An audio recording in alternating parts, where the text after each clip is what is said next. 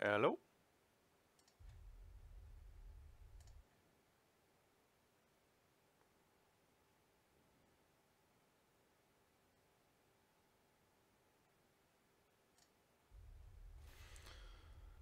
Okay, right. Let us check what's going on here. Let's go to YouTube.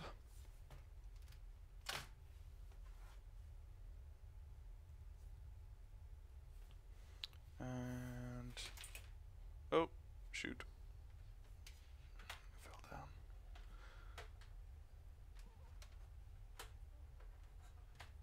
There we go, that's better. Okay, actually let's just deactivate pause. Let's just pause that for the moment because we don't want you flying around. Okay, let's just leave that there. Right. So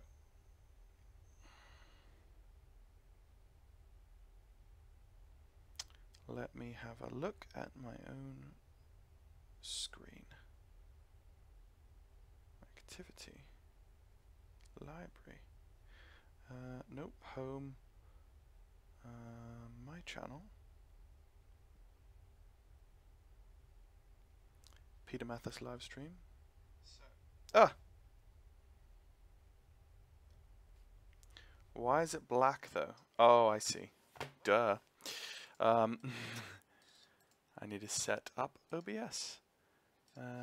Sources, add.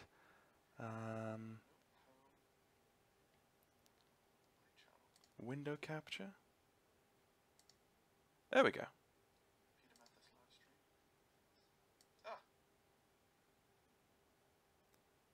Hang on. Why is it black though? Oh, I see. No, I don't want that. I want screen capture. I need to set up OBS. Sources, add. Hang on. Window capture.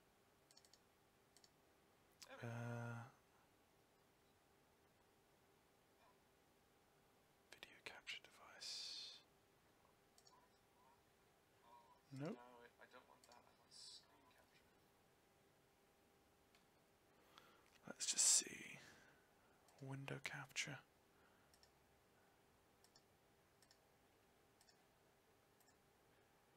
No, I wanted to capture the whole screen. Scene. No.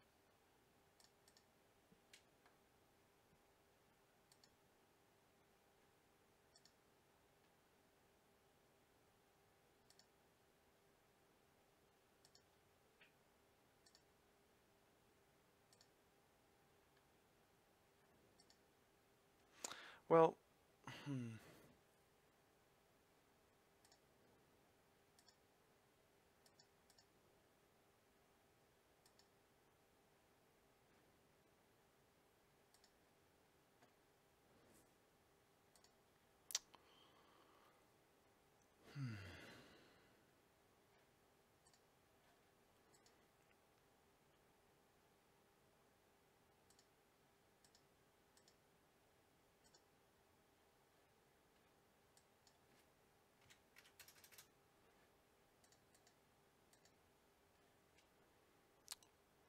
hang on, let me just stop and start again. There we go. That's what I wanted. I wanted the whole screen to be captured. Right.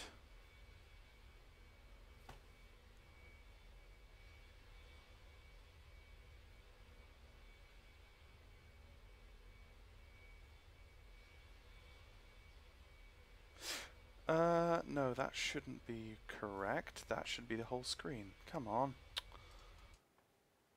Yeah, it should be capturing the entire... Ah, there we go. Now I can see the bar.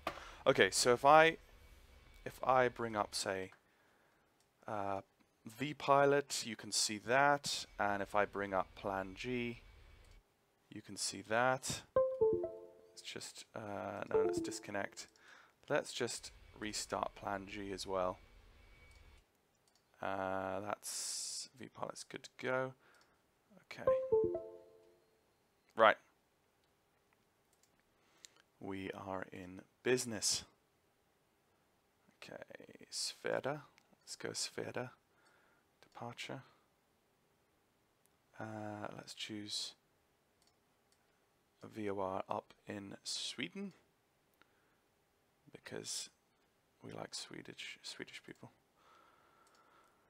Let's go up the coast. Let's try an NDB. And then let's go direct into Gardermoen. Okay, hello folks. Welcome to the channel, and that keeps doing that for some reason. So there's a Ryanair. I think he's outbound to Amsterdam. I think that's the story. Let's just, excuse me, go see that. Okay, so we have approach on at Gardermoen, which is good. No, he's going to Stansted. Nicholas Holmberg is going to Stansted. That's a Stansted-bound aircraft. Okay, so JM Duffelpod. Hi Pete, what plane are you flying today? I am flying the PMDG DC-6 in the SAS livery, flying from Copenhagen, whatever, Kastrup, basically, to Gardermoen in Oslo. Let's just have a look at VATSIM. So I was going back and forth in my mind about what to do today for the stream. I was actually going to do a flight down in Australia, but then Sydney Tower went off, Brisbane Tower went off, and it's basically becoming the evening / nighttime now in Australia anyway. So because they're so far ahead of English time, so I thought scratch that. I'll come up and I'll do a Copenhagen to Gardermoen flight. So let's just have a look. What's going on in the chat? 8 people watching. Hello, folks. Let's just put that back. Okay. Good morning, Vince Mass. By the way, JM Duffelpod, that is an amazing surname. Is that your real surname, Duffelpod? Oh, and he stopped. Oh, and there's a Scandinavian taxiing at about. Yeah. It looks like he's taxiing pretty fast. Don't know. Okay, so what I'm going to do is I am going to get on Unicom because that's just what you do. I think F9, that's right. So I've got my track IR, and there he is over there. So the DC-6, I have a little bit of a not love-hate relationship, but it's a complex relationship I have with the DC-6, and we'll be getting into that as we go along. I hope to be doing streams that compare this with the A2A offerings of the Constellation and the Stratocruiser. But just for now, we're going to do a nice flight, or we're hopefully going to do a nice flight, depending on how we get there. Hell no, Duffelpod, no, okay. So I just remember that name, Duffelpod, from, where was it? Voyage of the Dawn Treader by C.S. Lewis. He had Duffelpods in that, if you've ever read any C.S. Lewis. But, okay, so the DC-6. The DC-6 it's amazing, but there is a sting in the tail of that amazingness, and it's called the Auto Flight Engineer. Some of you already may be going, hang on a second, Mantalk. It's a good thing that we have the AFE. Surely it's good, and yes, it is good. But the second you take the AFE off, things in the aircraft start going terribly wrong. I was trying to record a video last week, in fact, in the DC-6 for you guys, and I was flying Amsterdam to Innsbruck in Prepared 3D version 4, and let's just say I crashed on short final in the valley in Innsbruck and had a very awkward moment on VATSIM, having to explain myself on Unicom to everyone who was wondering what on earth I was doing at 0 feet in the valley of Innsbruck. But anyway, yeah, so as soon as you take the AFE off, he's just like, okay, screw that. I'm going to go sit in the back and flirt with the stewardesses. And he basically kind of takes away all his control, and all of a sudden the engines start getting completely screwed, because all of a sudden he's been fine-tuning them the entire flight, and if you take him off, they just basically just fry very quickly. So I lost all power on final approach to Innsbruck, and I don't really want that to happen again. So let us go through the I think C.S. Lewis have duffel pods. Duffel pods are a far superior beast. Well said. Well said. I spy a man who knows his C.S. Lewis. That's right. Duffel pods. Duffel puds, not duffel pods. My apologies. Let's do let's run through the before start checklist. Let's let the AFE do that. So let me know, guys, if you can hear the simulator audio. This is the first time I've ran with OBX software on this setup, but it should all be working fine. Actually, if I go back to yeah, you should see desktop audio. So this is my microphone input, and wait for it. Come on. Say something. Radios. Oh, okay. Checked. Doors and hatches. As soon as I tab out, I can't hear the sim audio, so just let me know, guys. Oh, yeah, and he closed my window for me. Thank you very much, sir. Just let me know, guys, in the chat if you can actually hear the simulator audio. You should be able to. Audio just fine. Thank you, Vince Mass. Door warning lights. Okay, great. Fantastic. Right, so for this aircraft, Removed. let's just go to the settings. Adjusted. I want Throttles. no GPS.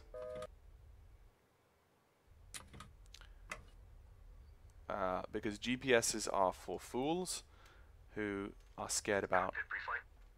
losing themselves. But we, ladies and gentlemen, this morning are the brave adventurers in the days of radio navigation. GPSs are a thing of the future. We do not need those. Voice recorder. Okay, so he's just running through the before start checklist.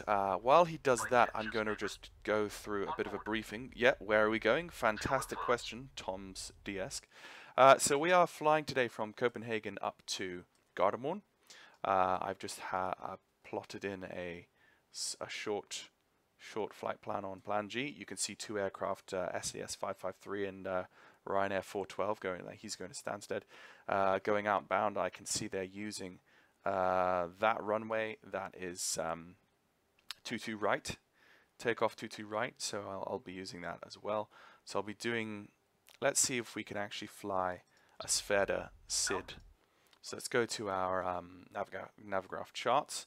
Let's go to EKCH, download those charts, and let's have a look at a SID. Let's see what we can do to fly a SID in an aircraft with no GPS.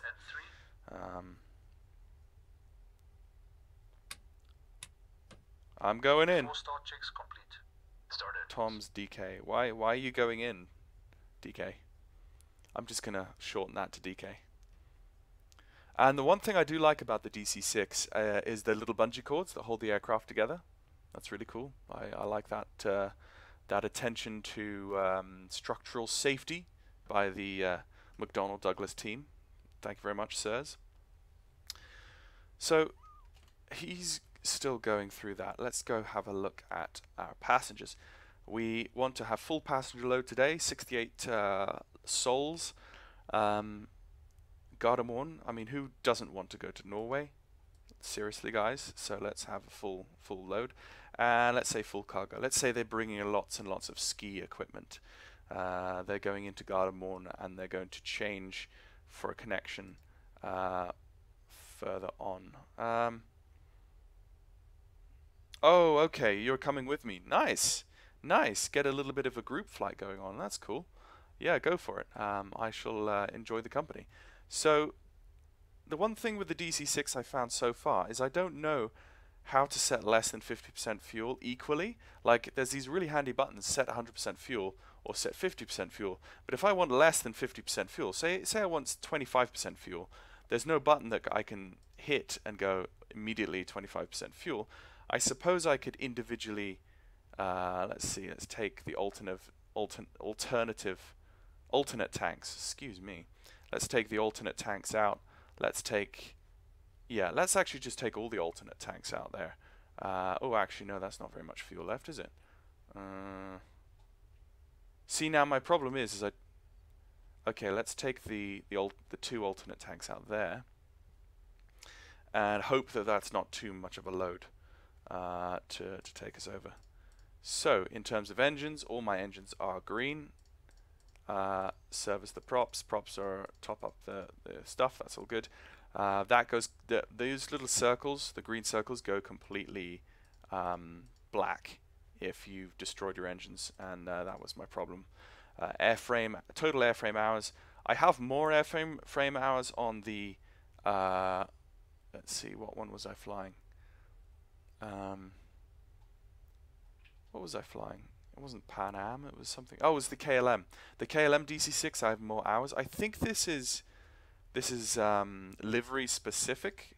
I'm not sure. It could be, could not be. So we have all of our realism on, no radios, reverse throttle, no. We don't. Excuse me. Oh, it's been a long week. I have a full-time job now, so struggling with that a bit. And why did he? Oh, because that was part of the before start checklist. Clever guy. Okay, let's. Right, so that was the before start checklist. Before we start our engines, we need to set up our flight plan, so people know where we're going. So that is EKCH to ENGM. Let's put in our. It was Sveda back RG. Sveda back RG. No GPS. Navigation. Yeah, that's pretty much all we can say. Cruising altitude, let's say let's say 20,000 feet. Well, actually, let's say 18,000 feet. That's not 180,000 feet, silly thing. Let's say the usual trip in a 7.3 takes about an hour, so let's say it takes us an hour and 50 minutes, and let's say we have 2 hours and 45 minutes of fuel. Let's say file flight plan. Apparently, and this is a total secret, SES has SES had a super constellation too. Look right, please, or look left. Oh, hello, sir. Hello. Oh, hello. You're in a default Airbus A321 that definitely has some CG, center of gravity issues. Dude, your weights and balances, mate. You gotta sort that out. And it looks like you've got something sprouting out the top of the cockpit. I'm not quite sure if that's a good thing. It looks like it might hamper your aerodynamic performance of the aircraft. So, yeah, just to let you know that. I don't know how to specifically like tweak the model matching in VPilot. Just let us know on the stream what aircraft that is that you actually are flying in. If it's the DC-6 as well, or the on the Constellation or something, let me know. Okay, so we've put our flight plan in. So if we go to VPilot, sorry, VATSPI, for instance, yes, SAS 501 to ENGM. So that's us, and there's nothing else really going on. So I'm in the A2A Constellation. Yeah, I think the Constellation, if you look at my screen right now, the Constellation is CONI. I think that's the actual.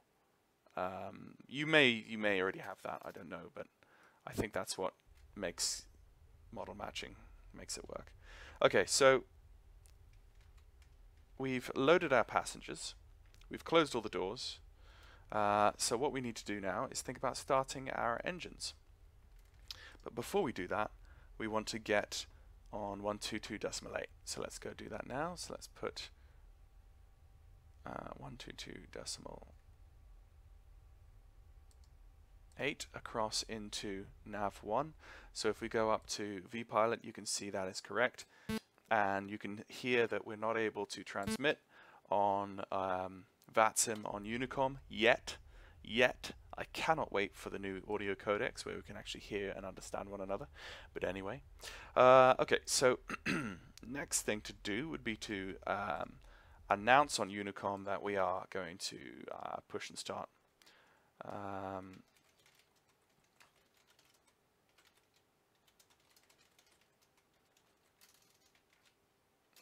Stand alpha 14. Bam! Right.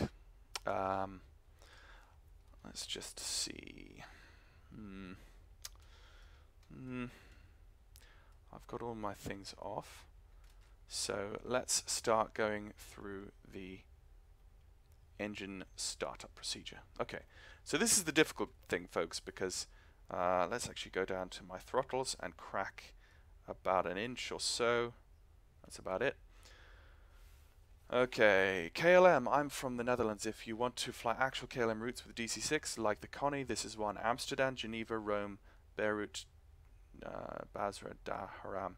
Yes, Vince Mass.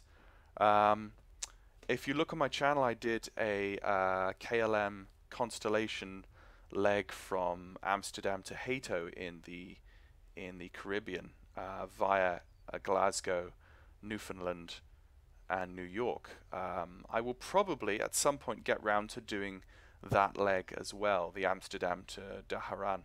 Dhahran, that's in India, is it? That's a leg into India? I do know they went all the way to Singapore in those days with the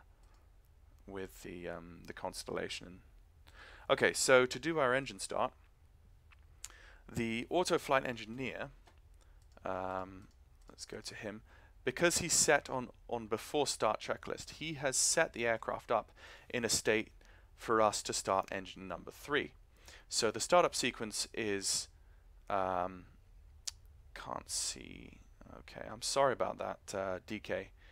I have the default Constellation in Prepared 3D version 4, so I don't know why it doesn't show up, which is a real... vPilot's easy and easy to use, but it's not like FSIN was, where you could tweak every individual aircraft to be a certain thing. So I do apologize about that, but then again, my model matching and my AI traffic packages are not the best. So this is a recent install, a completely fresh install of version 4. So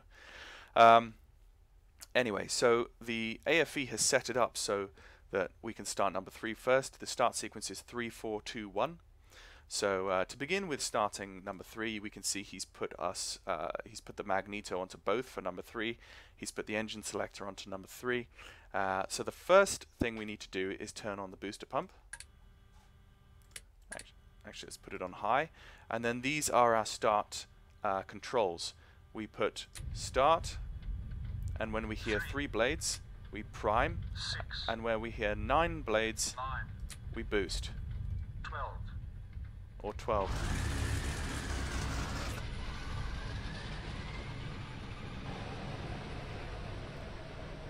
So as you can see,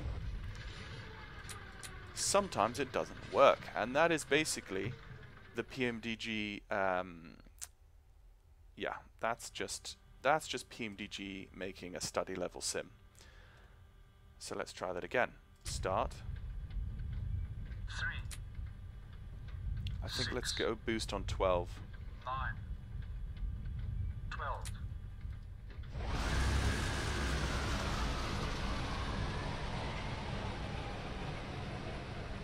Come on.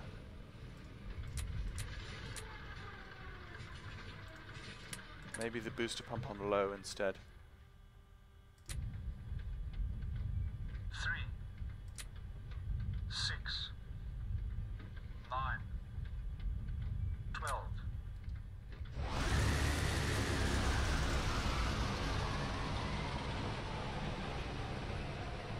Okay, so I don't...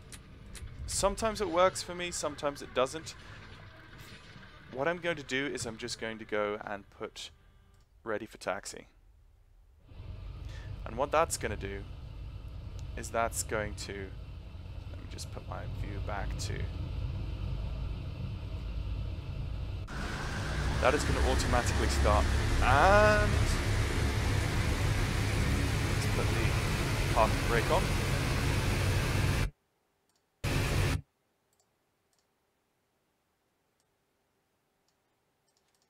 There we go. Saudi Arabia, Vince Mass. Okay, that's a pretty far distance. I'll get round to that at one point, at some point, but not at the moment, I think.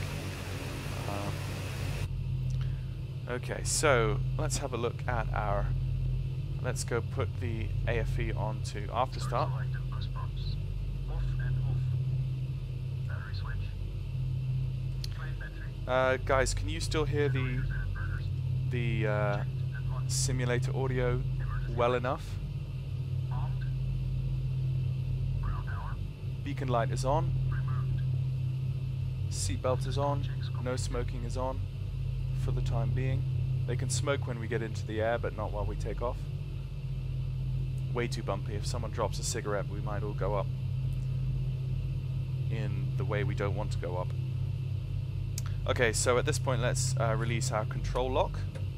So now we have, let's just do a flight controls check.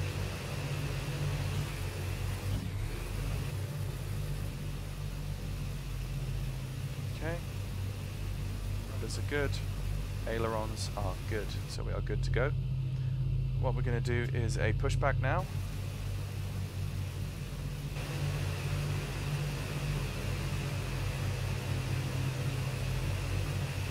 Audio is perfect for me, that's great. That's good to hear something's working after, eventually. Oh, you can see inside the terminals there, by the way.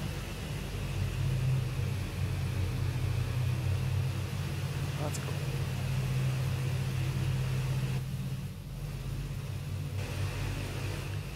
Okay, mate, so I'm pushing back. DK, just to let you know. And then we'll taxi out to runway 22. So with this being a study level sim, there's a surprisingly little amount of things to do as pilot in command, because you've got sorry, close the window, because you've got a first officer. Let's stop the pushback there.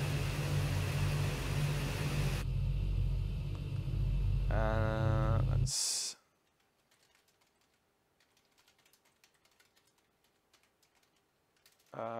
22 right.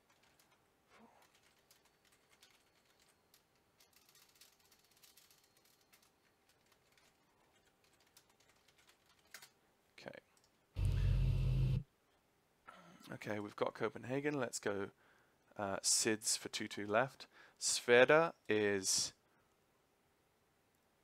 Oh, we don't have a Sveda departure. I thought we did. Oh, we have a Sveda arrival, but not departure. Okay, well, we'll just take the northerly. Let's take Veda 1 Charlie, which is outbound climb to 1,500 feet, turn right to... That doesn't give us a heading. Anyway, we'll figure it out. Okay, we're rolling. And we'll do the before takeoff checklist as we are rolling.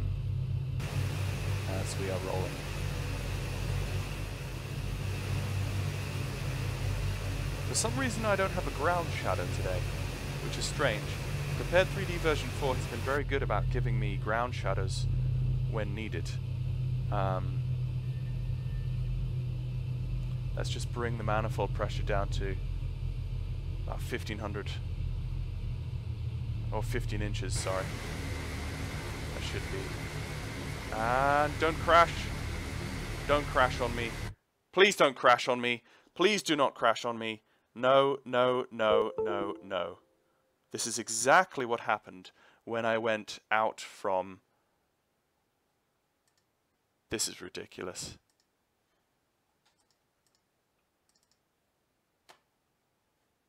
That is ridiculous. That is exactly what happened to me coming out of Amsterdam when I was going to Innsbruck. It crashed twice like that.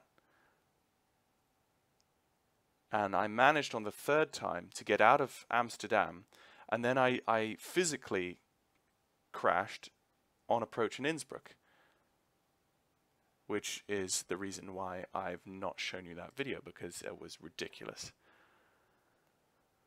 Oh my goodness, why? There's something not right with the DC-6 for P3D version 4. Oh my goodness, I hate it. I hate it, especially when I'm on stream. Okay, CH. Let's go alpha. Where was I? Alpha 14. 2 hours ahead. Right, let's load that up again. For goodness sake. Get the Connie out. Yeah, I know I'm not showing up in game because I just crashed. You know what? Until I figure out the DC-6, I might as well just go the Connie because I know the Connie.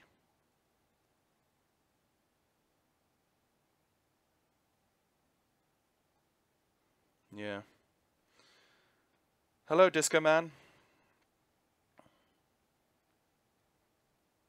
Hello, Roxanne. Good to see you.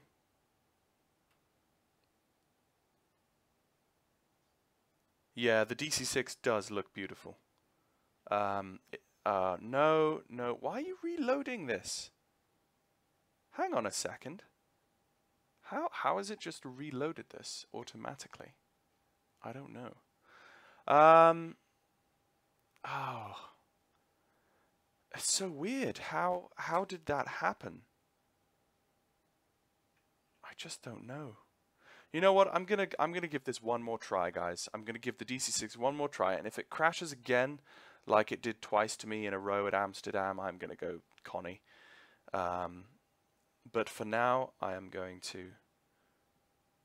here right now, and the faster I get this done.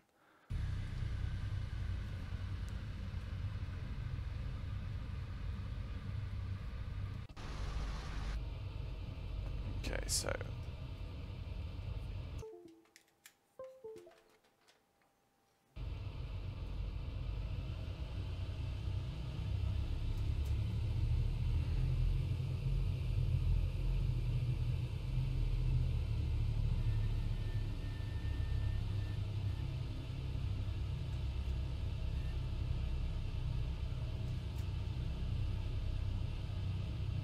I said push back, not forwards. Push back, you ridiculous piece of crap. It's not pushing back.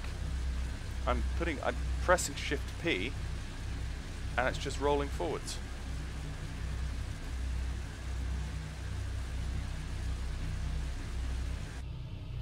Ridiculous piece of crap. Oh, for goodness sake.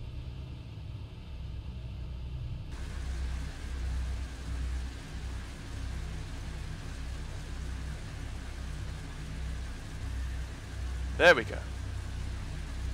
No, stop running forwards.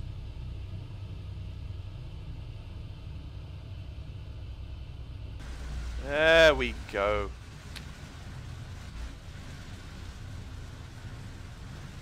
Is DK gone? You've disappeared. Oh, I'm not even online. Yeah. Let me go. Connect back in and refile that flight plan.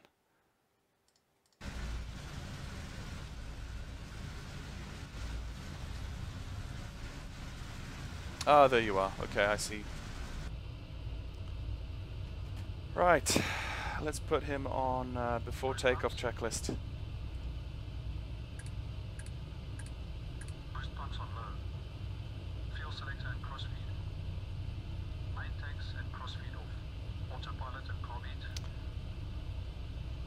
Off and cold.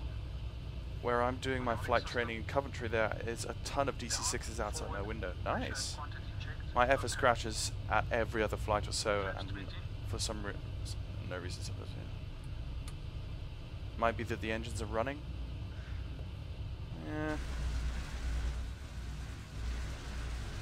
Flaps set 20. Windows and turbine. Okay, so I'm going to what's happened to me on both times of that crash is it freezes and crashes immediately after going from the cockpit view to the exterior view. So I'm just going to stay in the cockpit view until I've taken off. So On. Mixture and cowl flaps. Reach and locked. Set. Transponder. but it's weird. It's like Prepared 3D version 4 should be, and is, I still maintain, the most stable version of the FSX flight simming Extended and on. franchise or Takeoff checks. family, if you like, that there is.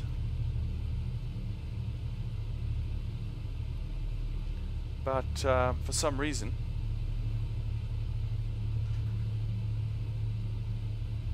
I'm a holding point 22 right, waiting for you. Okay. I'm a coming. Yeah, but I mean, in terms of performance, it's not my performance that's causing the crash, because Copenhagen Airport, flight Tampa Copenhagen, is beautifully smooth, incredibly smooth on frames. It's like default scenery, for goodness sake. There's nothing wrong with my performance per se.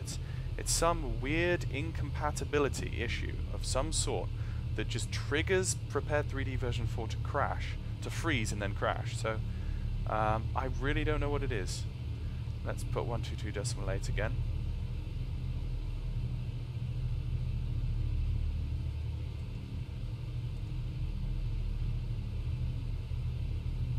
Okay. I really am tempted to go to exterior view right now, because that's just me, but I'm not going to do that until I get to takeoff. Okay, so let's cross runway 12 at Alpha. Let's do a check. Yeah. Copenhagen Airport though is beautiful. I do love EKCH.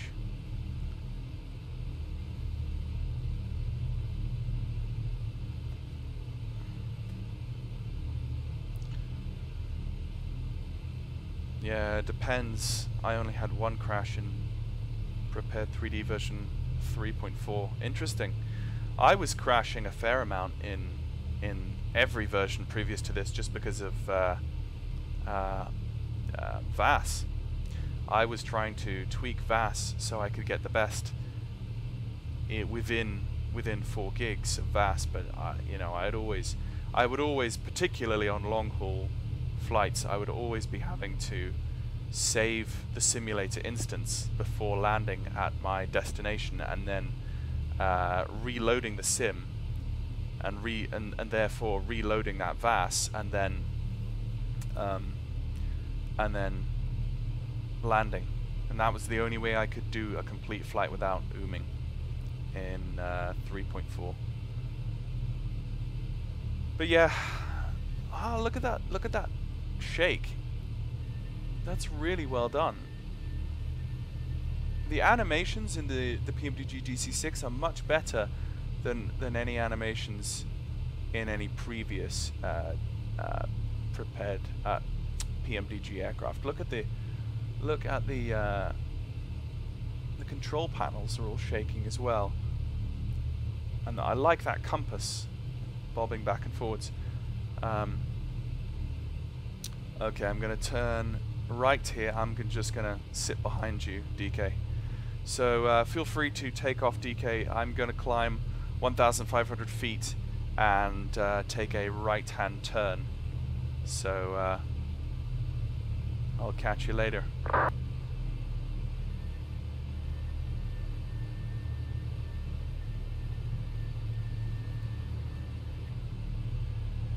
I wished I could run all those nice sim add-ons, though having fun people in simple FSX Steam.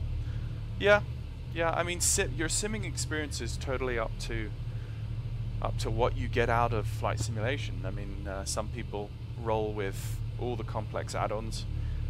Some people don't. Some people are still flying in FSX boxed version, you know, the original, with what was that? Service Pack 3, you know. Okay, I'm just going to hold short here on Echo 1, and he just said he was taking off. Yeah, takeoff runway 22 right.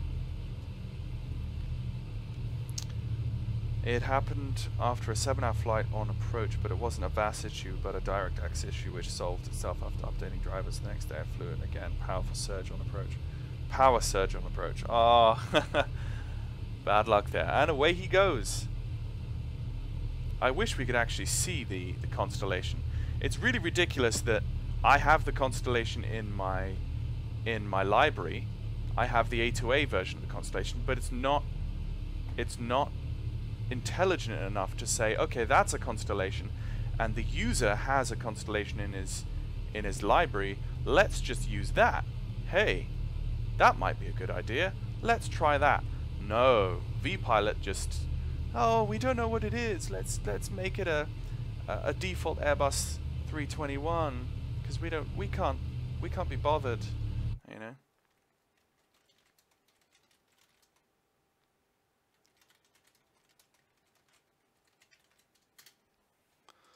Anyway, right, so AFE. Okay, so we're on the before takeoff checklist. We've done that. So our next task is to do the takeoff on dry. And the way this works in the DC-6 is he basically does an engine run up first, and then we release. So at this point, I am still in control of the throttles. See? I am in control of the throttles. As soon as I hit takeoff dry, he takes over control of the throttles, and I no longer have that control. So 30 inches stabilized. 30 inches stabilized, he says. So look, he is manually taking those throttles off me and bringing up the manifold pressure to 30 inches. Now he's stabilized at 30 inches. He's going to go. He's going to go full on. Okay. Cow flaps are set. Full power, please. Full power, right. Full power. So as soon as he hits full power, I release the brakes and we can take off. And full power is the red line.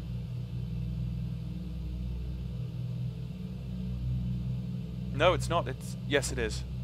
Okay. Full power set. Full power set. As soon as he says full power set, release the brakes. And we are taking off.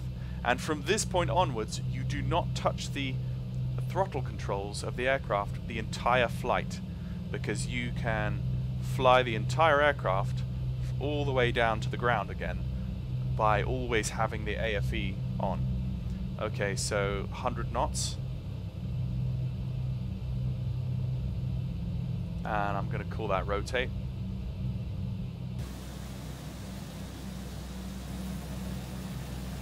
Positive rate, gear up.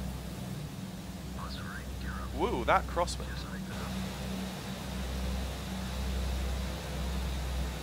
Gear up, lights up.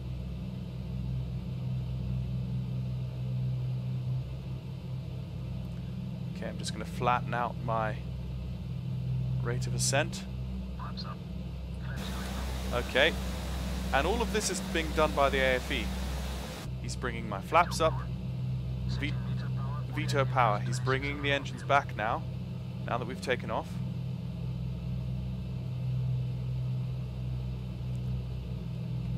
Okay, so from here,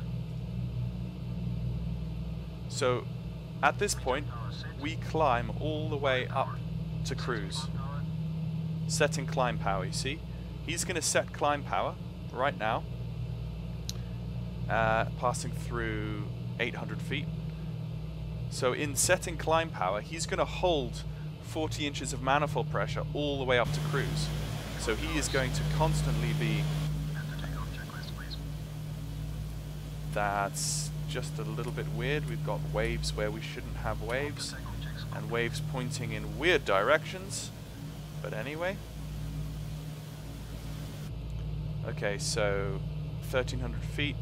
In about 200 feet, we're going to take a right-hand turn.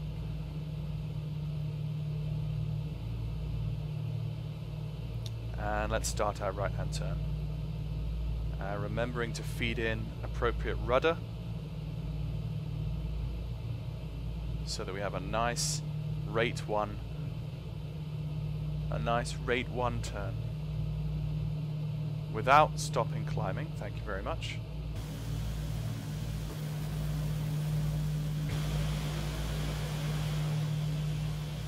Beautiful scenery. The waves are doing really ridiculously weird things. I can't help that. Okay, so in our turn, I remember seeing on the chart about there is our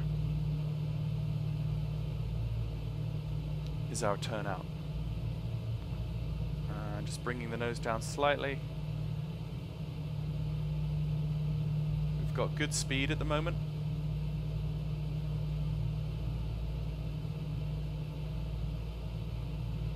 Okay, now at this point, I can turn on the autopilot.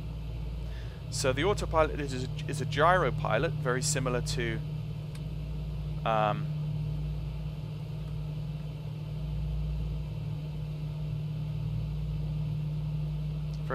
the one in the Constellation.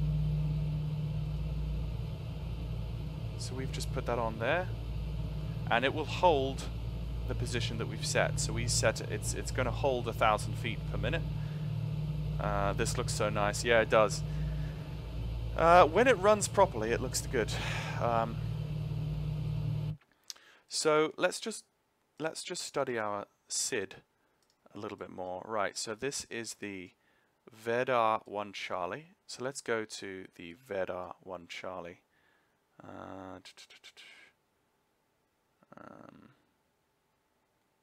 Where's the text of this page? SIDS.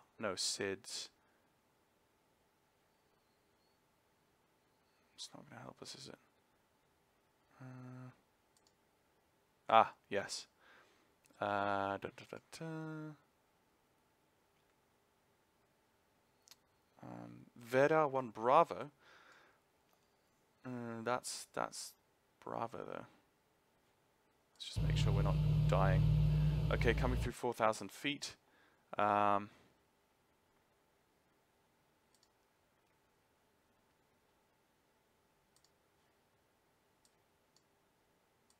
One Charlie or one Foxtrot, you see. And then turn 007 up to Novpo. This isn't giving us, this isn't giving us radials or anything like that we can actually follow with proper navigation, unless that is all contained on this piece of paper, which the VATSIM star only gives us one Bravo, and I don't know what one Bravo is. One Bravo is another star. But anyway, we're going to try to fly that basic looking thing. And we're not even, okay, right. So from here, I'm going to turn into these VATSIM SID, which is 116.2. So let's get that up in nav 1. That's 116.2, and so we should see, our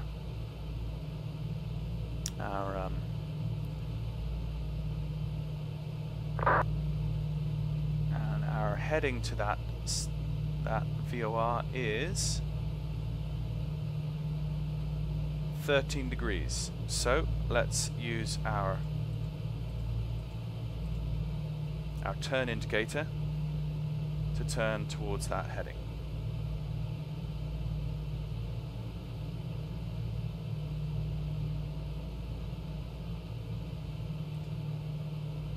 The only problem with this turn indicator is that you don't know 100% when it's actually centered. So you could be in a very shallow bank all the time and you wouldn't know it unless you we're watching it constantly, which is really annoying. That happened to me once.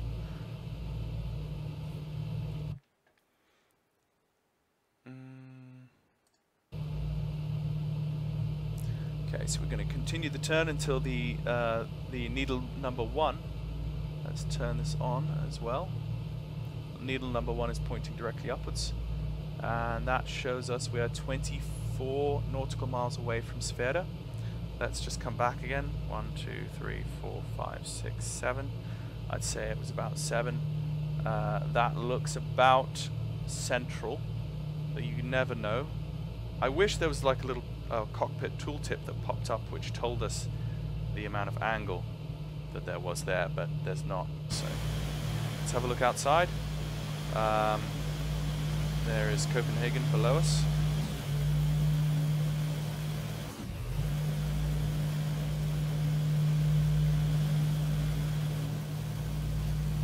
And let's just check. Yes, Project Fly actually is picking that up. That's good.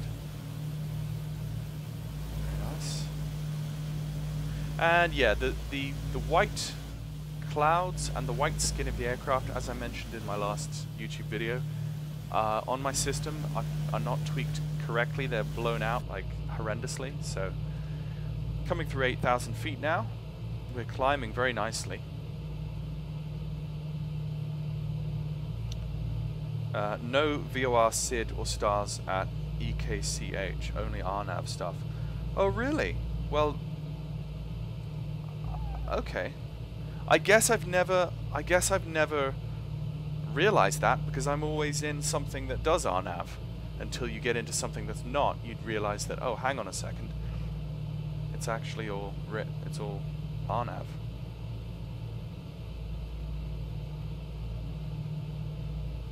Stelden, why are you saying wow? Translate your amazement from wow into something that we can understand. Tell us why you are being wowed. That's a nice view. That's a very nice view. Okay, let's go back to Plan G. That's not Plan G. Never mind. Let's delete that. Yeah, so DK is ahead of us, but we are heading now correct heading to the Sverige. Well, actually, no, we're not. We have to turn. Let's go 1, 2, 3, 4, 5. Clicked it left 5 times, so I'm going to click it back 5 times again. So that's how I'm going to remember. Climbing through 10,000 feet. So coming through 10,000 feet, we need to seatbelts, no smoking are off. Beacon needs to be on, and that needs to be flashing. And the reason those are not set properly is because 1, 2, 3, 4, 5. The reason they're not set properly is because I restarted the sim, remember? So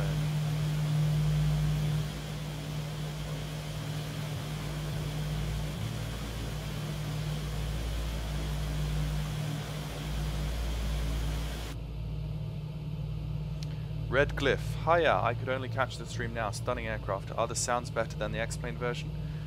Do you flew in Tel Aviv? He must love the gauges.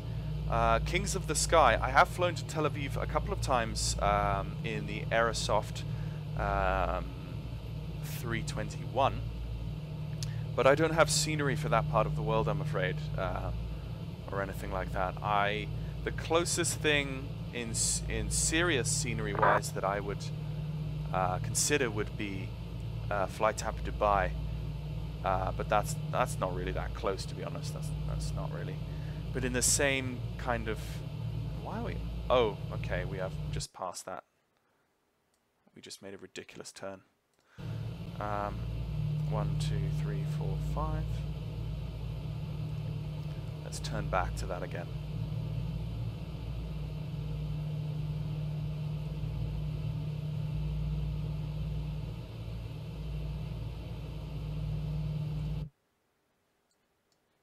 So the next point from that is BAC, that's 112.7. So let's put 112.7 in standby. There you go. And we can see him 9.9 nautical miles off our left. Excuse me. Woo. And you can see the auto flight engineer is holding our manifold pressure at 40 inches perfectly. He's doing a good job.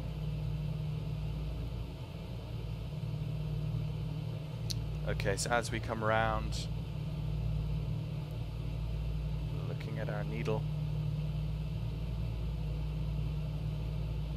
I'm going to call it there. 1, 2, 3, 4, 5. Let's call that central. Okay. So flying direct to the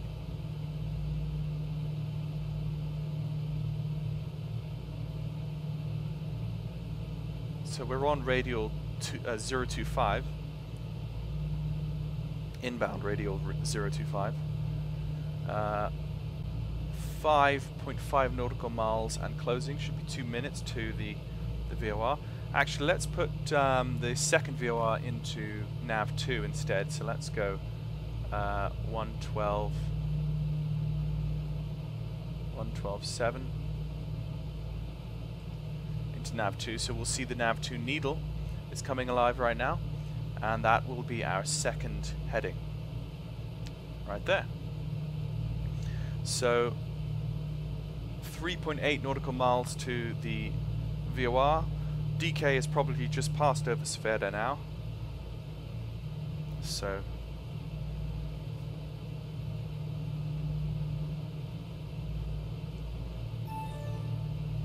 she's a beauty, alright. Thanks for the flight, Peter. No problem, Randy.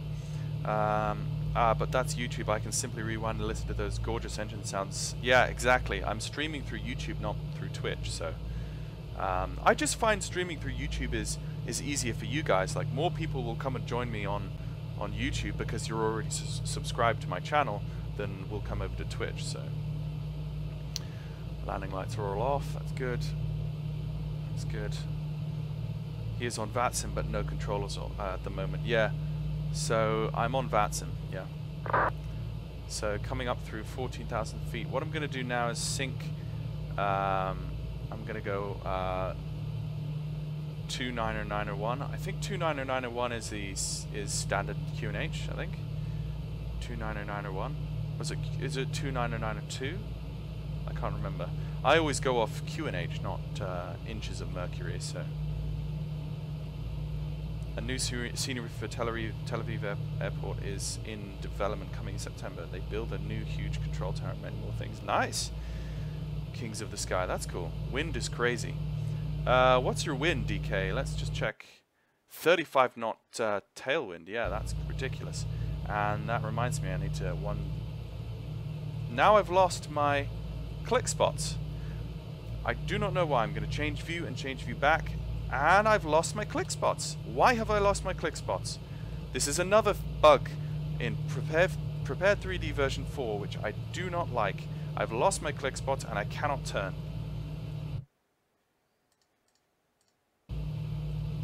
Yep, I just don't know what to do.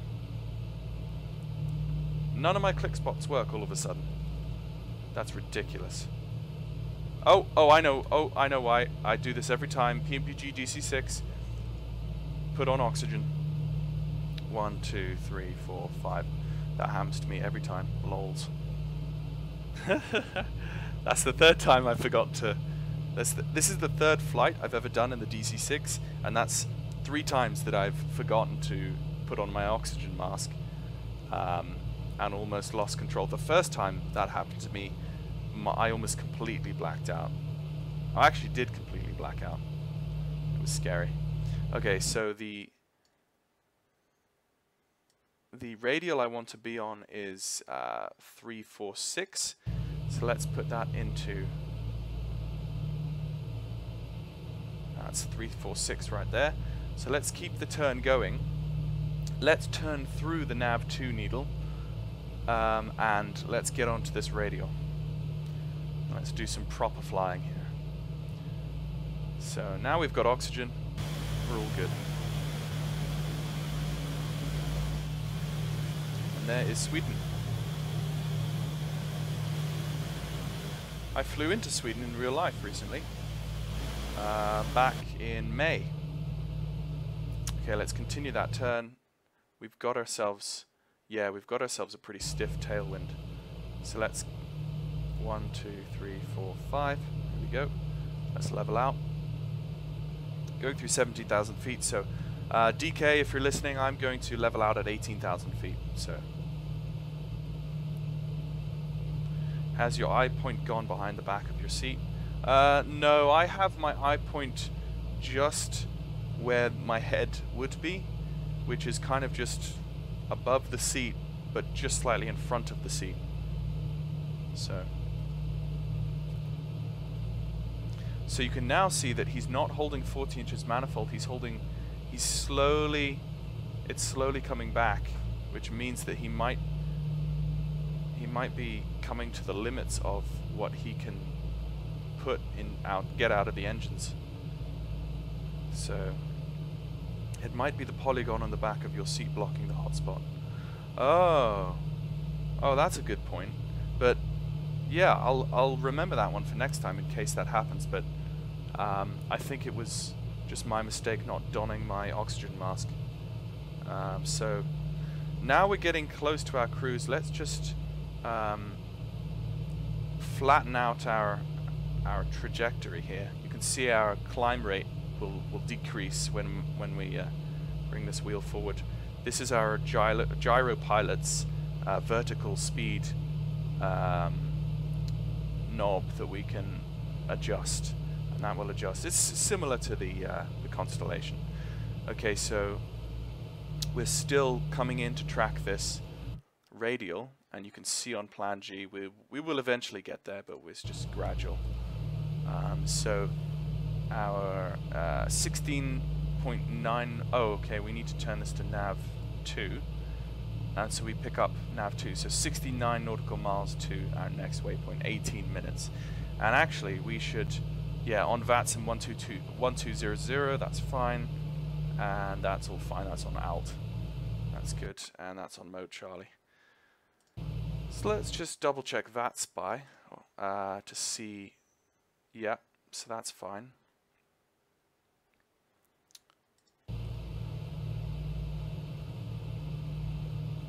Okay, so we're getting close to, it's about 150 feet to my cruise. So let's just bring the vertical speed down, and we're going to hit. Do you use reshade? No. Kings of the Sky, I use, let me just put this on, I'm going to click that now. Okay, so that's cruise. So now we're in cruise. I've just put on the altitude hold switch. The DC-6 is going to level out, and you can see the vertical speed is leveling out. And as soon as we kind of get our speed up, which we have, let's put on the cruise. So he's setting cruise power now, so the manifold pressure should come down slightly, and he should set our RPM as well. Or actually no, he's setting our RPM first, and then he's setting manifold pressure. I think that's the correct way. I think that's the correct way you should always set it though, actually. Set the RPM first and then adjust the manifold pressure. DK is up to almost 20,000 feet, I can see. So you can hear the little clicks going on, you can hear yeah, cruise checks are complete. It sounds like our auto flight engineer is a South African accent. Let's just select his seat there. You can actually change it so that, and this is where he will generally sit, just there. Speed is looking good. That's what? Okay, so if that's 200, that's 160. We're going 67, 60. Okay, so that's 70, 80, 90. That's 60, so 85. That's 185 knots airspeed. And then plan G would tell us our ground speed. Ground speed 260 knots. Now we're coming onto that radial. You can see the needle. So let's have a look. That's 346. So let's turn on to 346. 1, 2, 3, 4, 5. 5 notches in on the bank angle indicator. Sorry, Kings of Sky, I didn't answer your question. I'm using PTA. If I minimize this and go to, it's here, PTA. If I load this up, you can see what PTA looks like. It's basically just a box, and you have a load of settings that you can tweak, which change the specific settings of the lighting and shaders and stuff. So, okay, so we're almost on to our radial heading.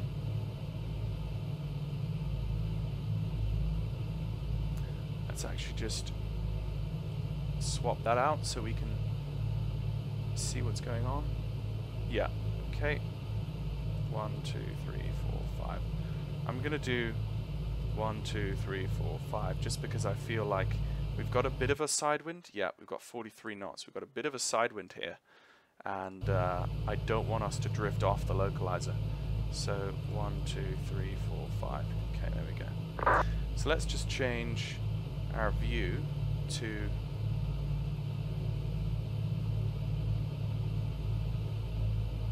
there we go.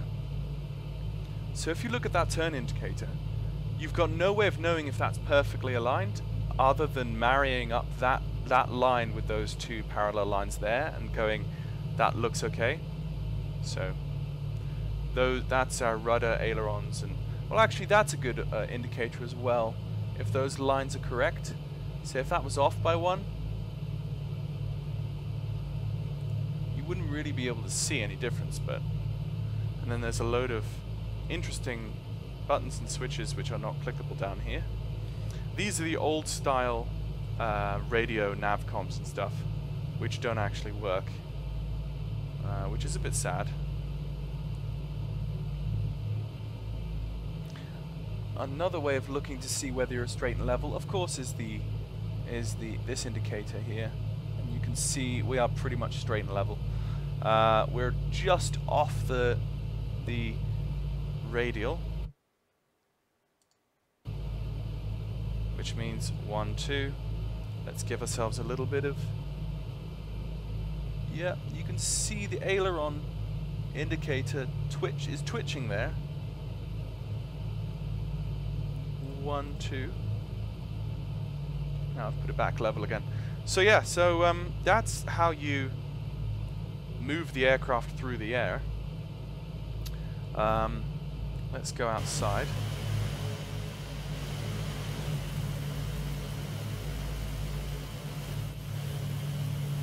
Above the clouds.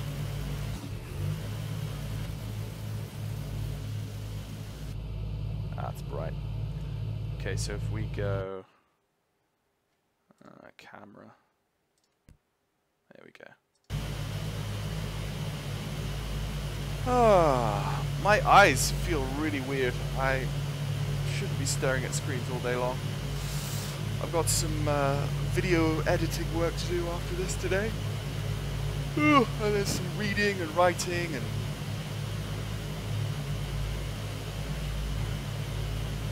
one thing I'm doing is I'm with a younger brother of mine. I am going to be developing a graphic novel based in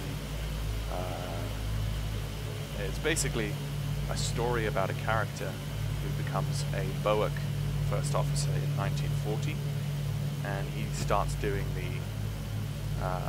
the transatlantic legs with the B-314 Clipper flying boats. It's going to be pretty cool. My brother is a fantastic artist. I won't show you any of his work so far. I'll talk a bit more about that on the channel when I have something more solid, but it's a long-term plan. I think it would be something nice for the community to be able to read a comic book or a graphic novel type thing based on a time of aviation that not too many people really find interesting or find easy to understand. So putting it in a graphic novel form should be pretty cool. So, and it's going to be very highly historically accurate and detailed. So it's going to be created specifically for aviation enthusiasts to enjoy. So Okay, DK, all right, I've got to go. Real life commitments, thanks for the flight. Yeah, thank you very much as well, DK, for the departure. Let's see, you might, we might see him disappear from VATSIM fairly soon then. And I can see that we've just overshot our radial. So if we get back in the cockpit and have a look, yeah, we've slightly overshot the radial, which means 1, 2, 3, which means that we have turned a little bit too much, which is fine. I might, after this last course adjustment, guys, I might just go grab some tea, because my throat, 1, 2, 3, my throat is getting quite dry, and I need a break from this screen actually. So I'm just going to center my track IR, and whoop. So for some reason, whenever I click the middle mouse button, my view spams down to the bottom right. I don't know why. But anyway, so that was the departure out of Copenhagen, and in about half an hour we will come back to the approach into Gardermoen. Of course, we will have ATC in Gardermoen, so we're going to have to start getting planning for that. Yep, so DK has left us. So yeah, he just got one prior to taxi. Yeah, do you get many crashes with the DC-6 on version 4? Yes, Aussie Flight Simmer. Actually, Aussie Flight Simmer, thank you for joining me. I have greatly enjoyed your videos, your recent video on the DC-6. I was actually watching yesterday. Here we go. Guys, everyone who's watching the channel, go check out Aussie Flight Simmer. He's recently done 3 fantastic videos on the DC-6. And actually, I was thinking, Aussie Flight Simmer, of doing some doing this stream today in Australia, but I was racking my brains trying to think of a livery for the DC-6 that is an Australian livery, and I'm just realizing, is this livery you fly with in part 1 and part 2? Is that an Australian like native airline? I will leave that question with you, Aussie Flight Simmer. I'm just going to go grab some tea, and I'll be back in a second, okay?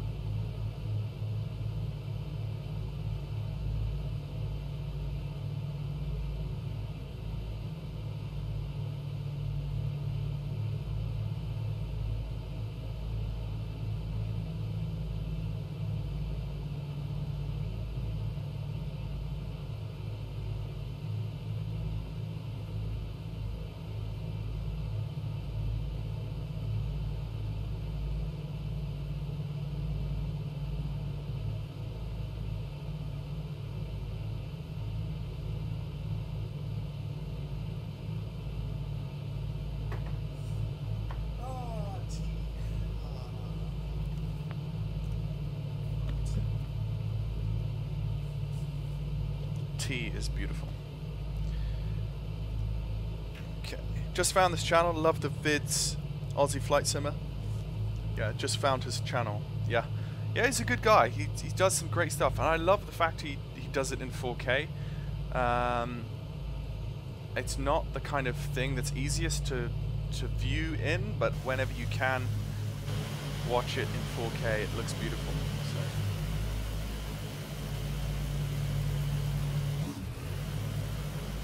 Yeah, so Aussie Flight Simmer, have you experienced crashes in the DC-6 on Prepared 3D version 4 as well?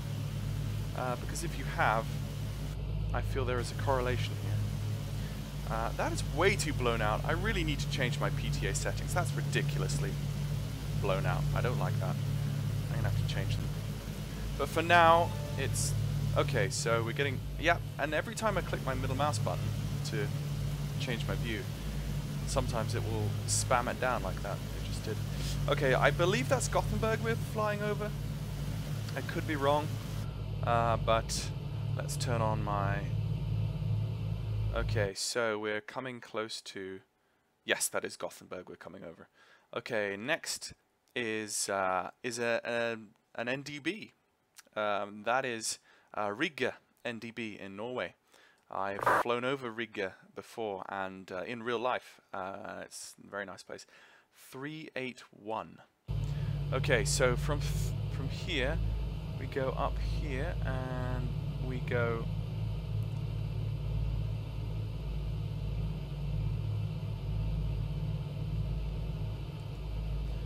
And we should see our NDB needle change at some point, depending on the range of the NDB that I chose.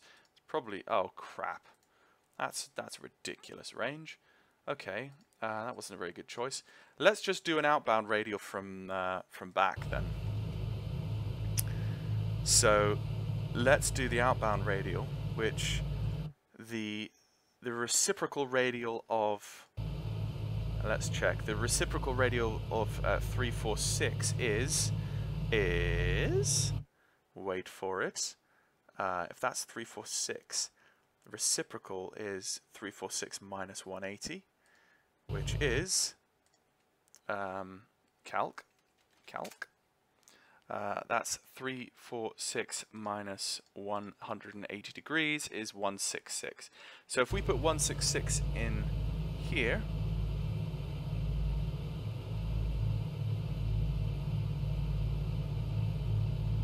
Like so. 1, 2, 3, 4, 5.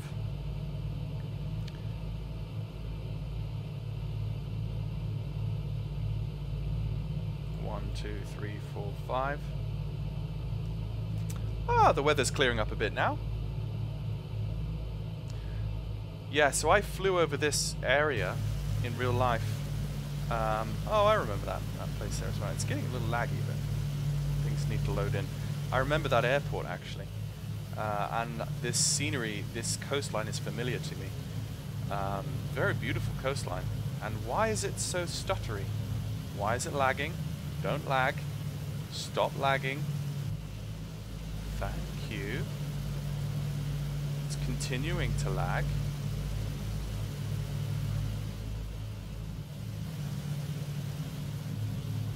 Why is it lagging? Stop lagging. It's not like you've got much to do.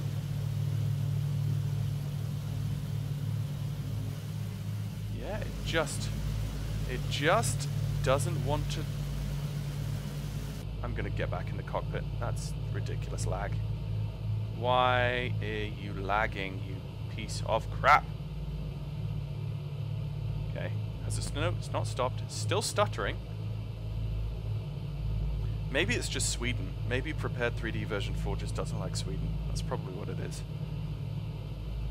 Might do a flight from Schiphol. You tickled my flying bone, Peter. Yeah, it's... Well, one thing I'm going to do, guys, after this flight is... that is not... What? 3/4...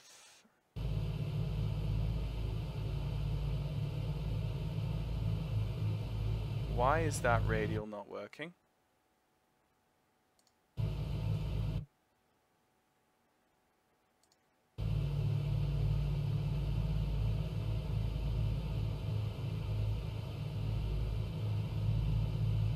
I'm just going to put it back to 343. Actually, no, I don't think I should have done that. 1, 2, 3, 4, 5.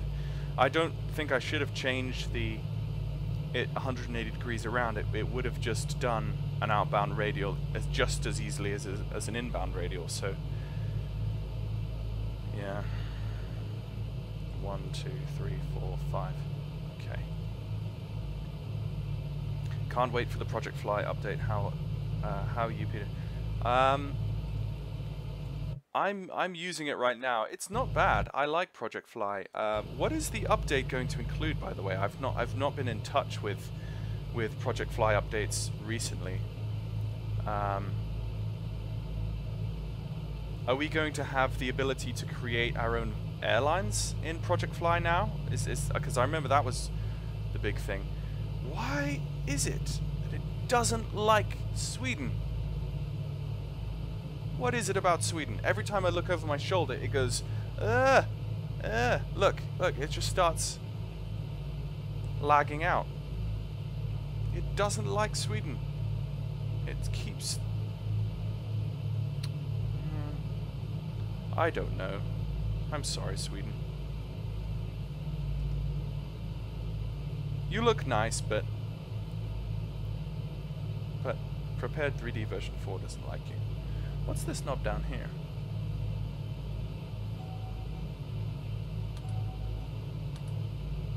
I don't want to touch something that might just not work. There's someone at the door, guys, so I'm going to have to probably go for a second. Bear with me. I'm going to turn off my microphone. I'll be back in a minute.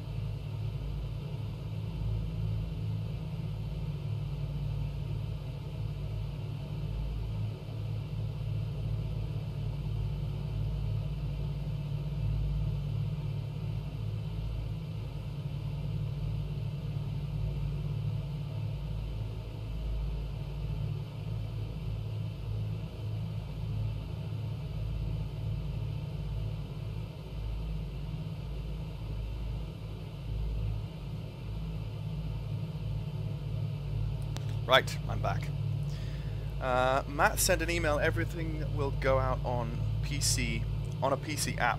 Improved radar and some more things we'll check out. Yeah, I remember hearing about that app. Yes. Yeah, he's going to go into, he's going to put everything into an app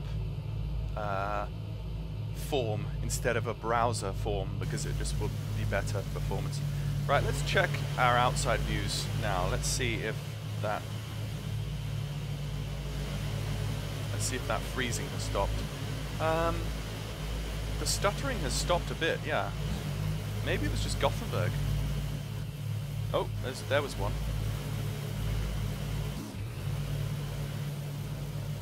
Something to do with Gothenburg.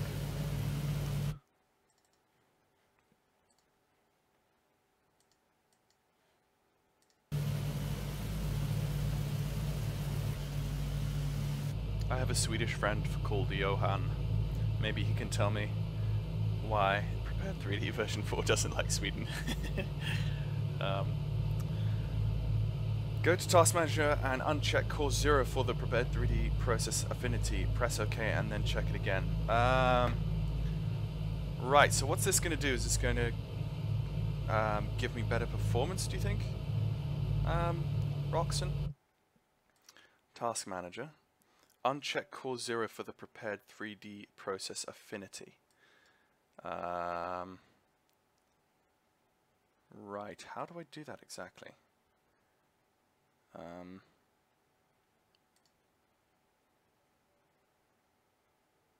Updated dispatcher, new messenger, and no longer reliant on FSU IPC. Nice. Right, so prepared 3D, right click, resource values, memory, disk, network. Go to details.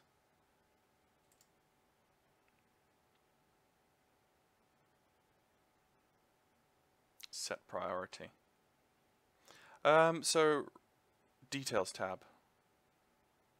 Yeah, in the details tab.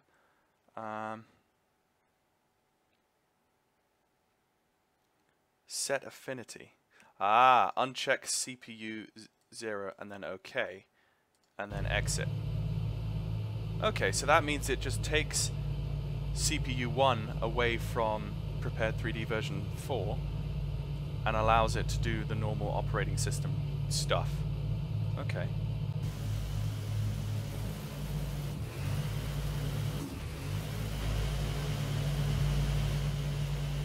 Still getting those big laggy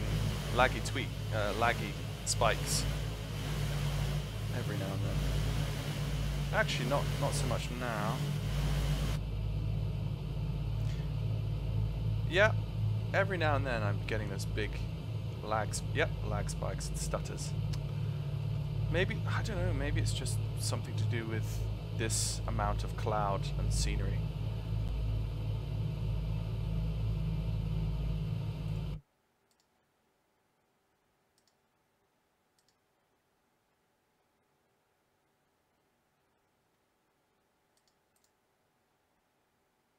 Set affinity. So I've got CPU 0 unchecked. I was supposed to check it back. So I'm supposed to put it back on.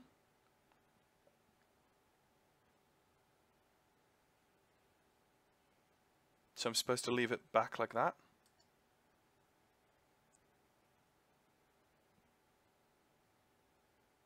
And then hit OK.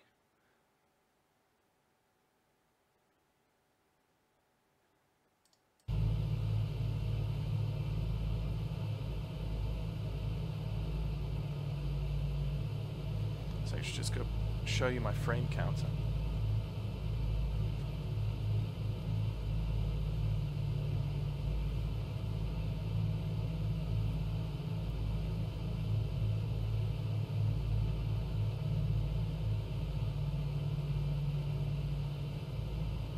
Okay, I'm set now.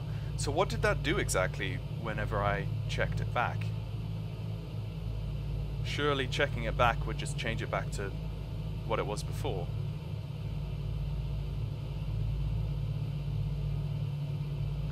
Hello Peter, I recommend Process Lasso. Okay.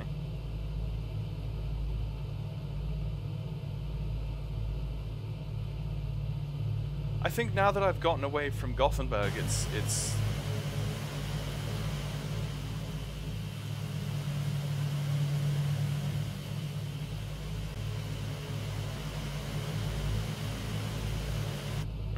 okay. Do you have Navigraph Simlink installed? That caused some serious stuttering every 3-4 seconds. Navigraph Simlink installed. Is that I've got the Navigraph FMS Data Manager and charts. I don't know that that's Simlink.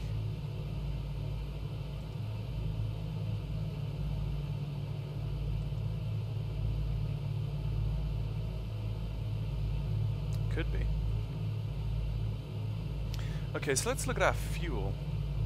Okay, we've got our 2 center tanks. We've got just over 2,000 pounds. That's times 100, so that's over 2,000 pounds in each center. And then the outboard tanks, we've got even more. Don't know what that is.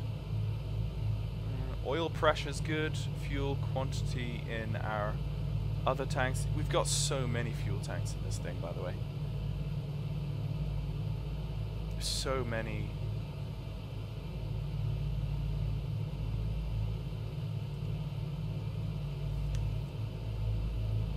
Oh, someone's phoning me.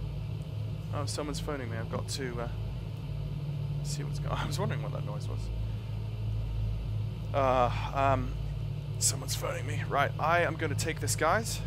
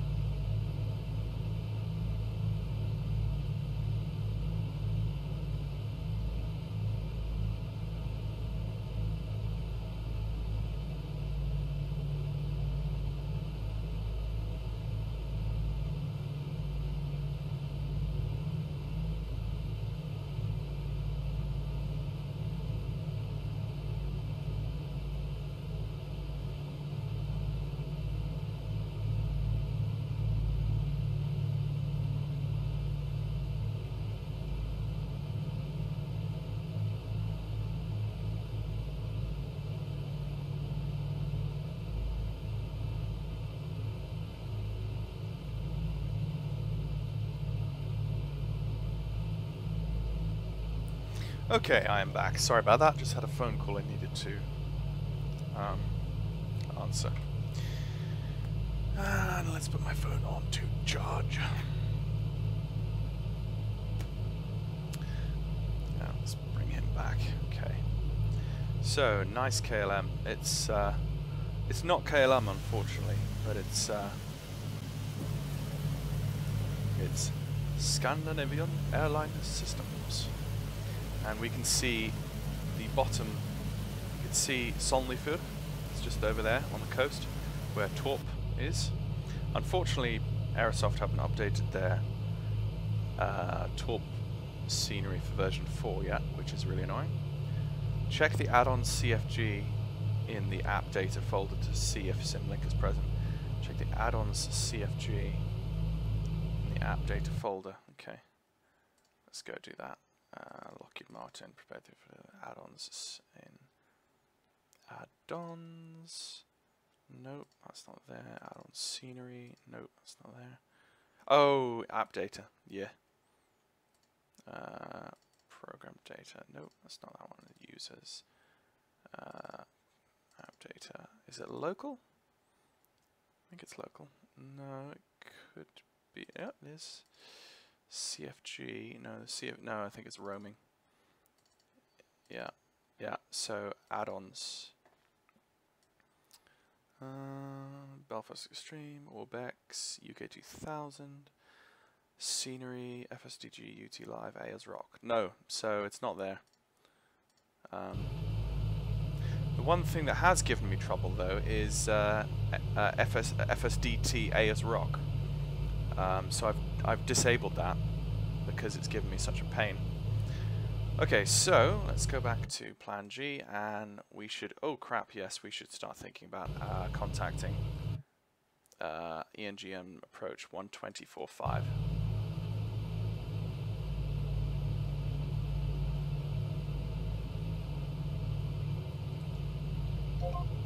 Okay, let's get my writing pad so that we can start writing down some stuff.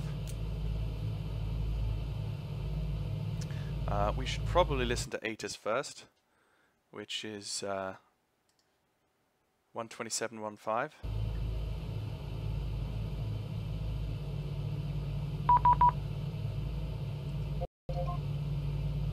Speed 180 knots at final approach point. Metroport wind 190 degrees 10 knots. Visibility more than 10 kilometers. Showers in vicinity. View 1000 feet. Scattered 1300 feet. Broken 1600 feet. Temperature 14. Dew point 12. QNH 1000. Tempo broken 1200 feet. Acknowledge information mic at first contact. This is Oslo Gardermoen information mic at time 0950. Expect ILS approach runway 19 left and 19 right in use. RNAV visual or visual approach and request taxi.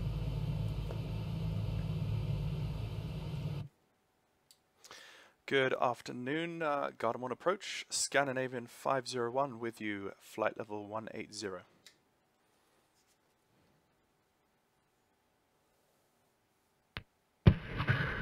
One now approach, hello sir, Squawk 6063.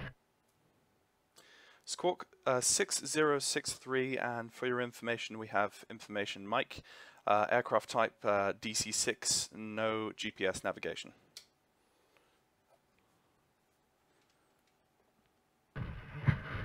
Scanning 501, roger.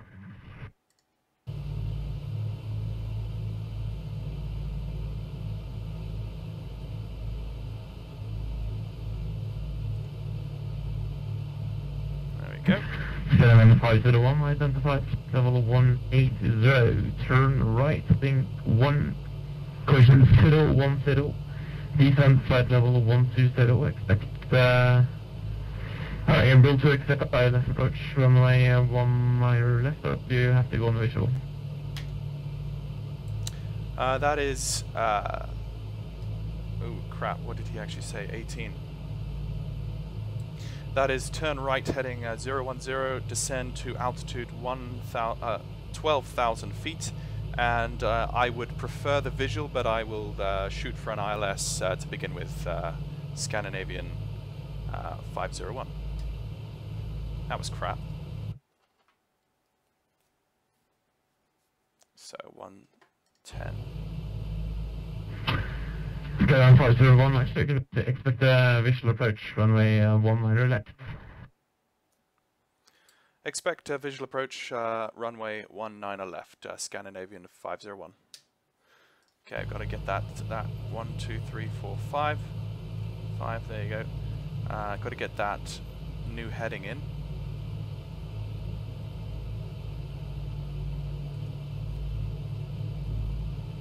And now we need to start descending.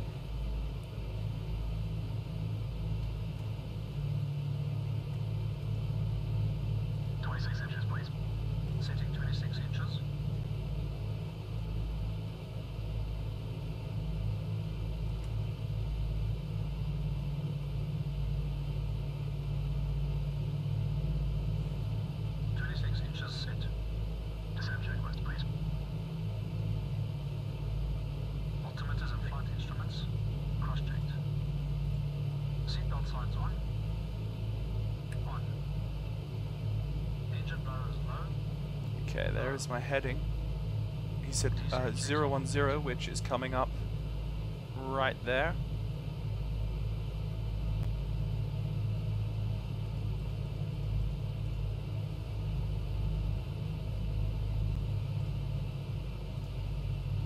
I think that's centered. And bam, we are on 010, sorry. And descending steadily to 12,000 feet. He said feet. No, he said flight level 120. So we are still on standard barometric pressure. And I want to descend a little bit faster than this, so it's just...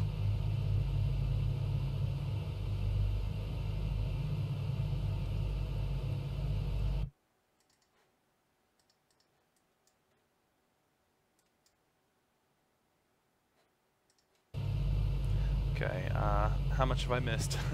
Hey Chris, good to see you. Chris, I was actually going to do a flight from Melbourne to Brisbane this morning, just for you, mate, but then all of the Australian VATSIM ATC went off, so I didn't do that.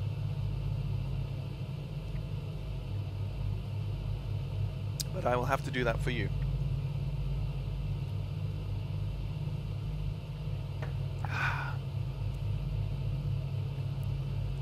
You can click the white round field over the turn knob to automatically center it. What? That thing? That's the most amazing hack I've ever seen. KS Flight Sim, you are a bae. Everyone, give KS Flight Sim some love in the chat, please. He needs it. He just won the internet for today.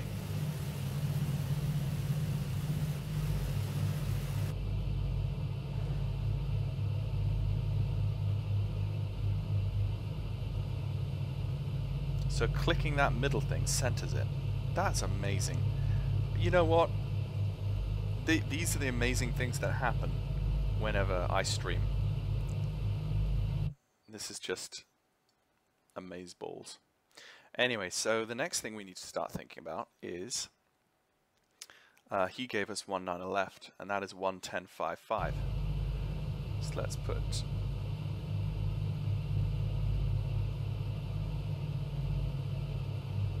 110.55 in the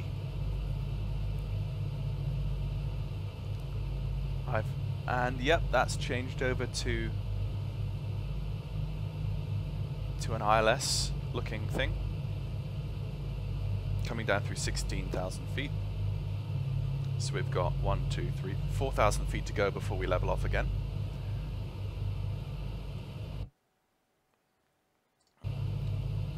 We're at 281 knots ground speed.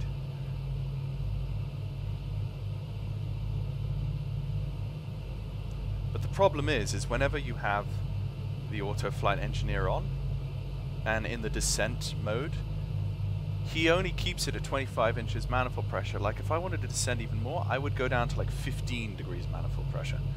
That would give me a much better descent profile. But then if I take him off, I'm going to destroy the engines. Unfortunately. See, I'm not getting any stutters here now. So it definitely must be a locational thing. It must be something to do with that area of Sweden. Anyway.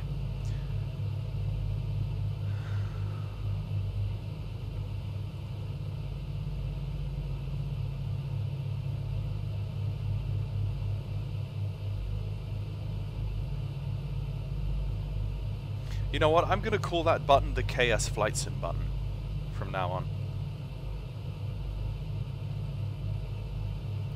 So whenever I center that turn indicator, I'm going to call that the KS Flight Sim procedure.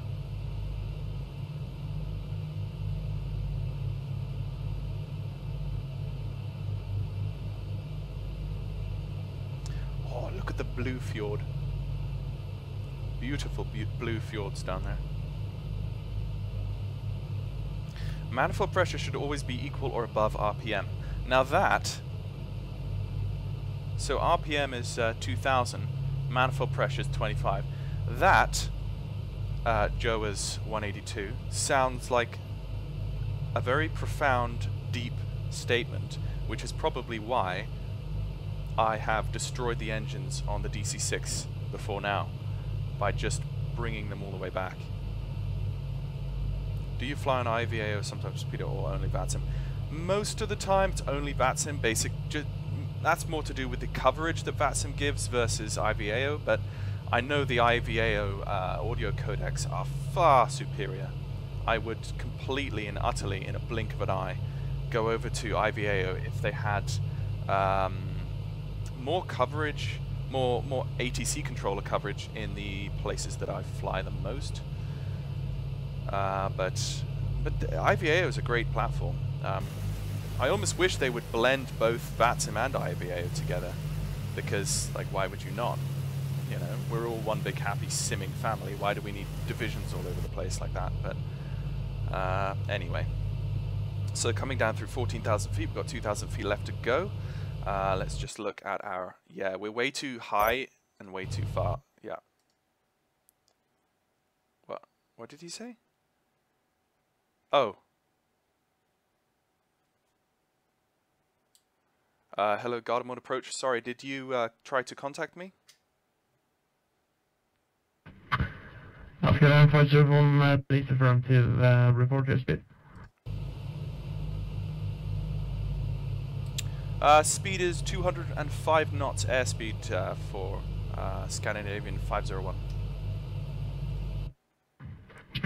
501, roger. Too much to ask to reduce to 180 or time for you. Okay, we'll reduce speed Scandinavian 501. Okay, so this is the problem that I was... 501, thank you. This is the problem.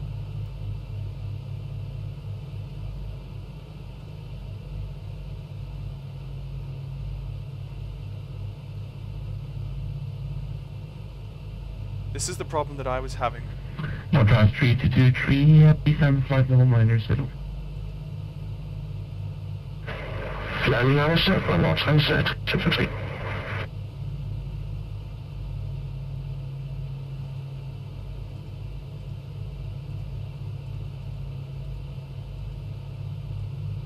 I'm going to put this over here and watch those engines like a hawk.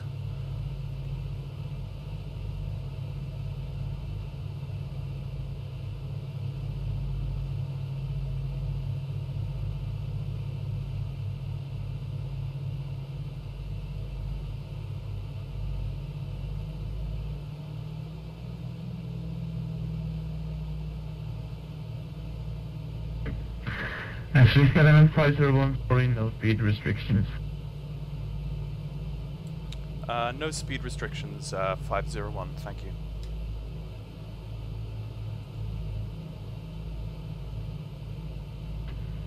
Scanning 501. Turn left heading 360, descend 7,000 feet, UNH 1000.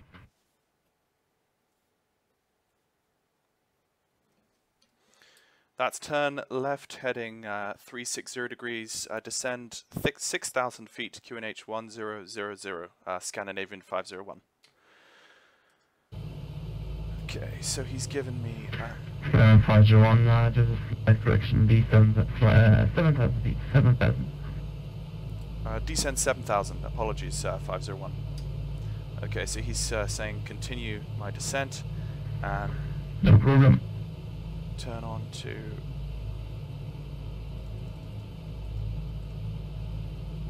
that right there. I overshot.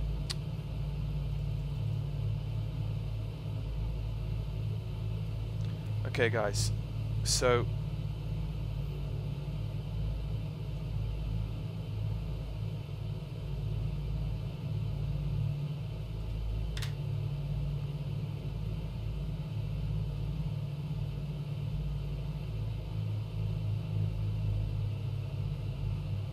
what did you say before? Manifold pressure should always be equal or above RPM. So if RPM is 20, I'll bring the manifold down to 20 as well.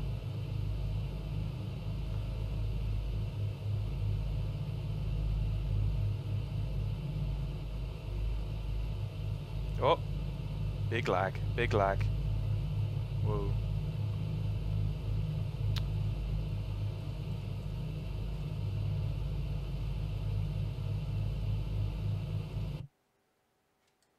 Yeah, he's gonna make me go long. Right, there's 360, and he's bringing me down to...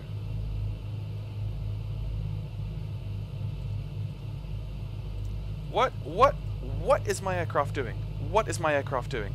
Why are you banking over there? I didn't ask you to go that way. I reset the... I reset that piece of crap. Why are you doing that? You see, I'm just annoyed. I'm just annoyed that it doesn't work the way it should.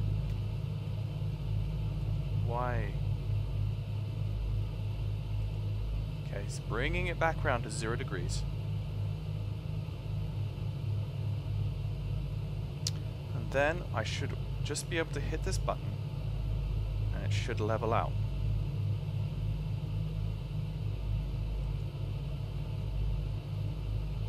Okay. Oslo approach, full bottom, Scandinavian 4022 with you passing 15,000 feet, descending 12,000 feet. And we are currently 3 Lima approach. Scandinavian 4022 approach, good afternoon sir. Descend flight level 120, clear the Repam 4 Mike, arrival, expect guidance, runway 19 right. Descend to flight level 120, expect the Repam 4 Mike, arrival, runway 1 on the right, Scandinavian 4022. No, stop going left. Stop going left, piece of crap. Why? Oh. Oslo approach, Gardermoen, Northern 531 with you, just wanted to hold. Passing final 170. Oslo 531 out approach, hello sir. Descend flight level 100, cleared Adobe 3 Mike arrival, expect ILS runway 19 right. Right, hold that Descend heading. 100, via Adobe 3 Mike arrival, Stop banking. runway 19 right. Hold the heading. I'm asking you to hold the heading.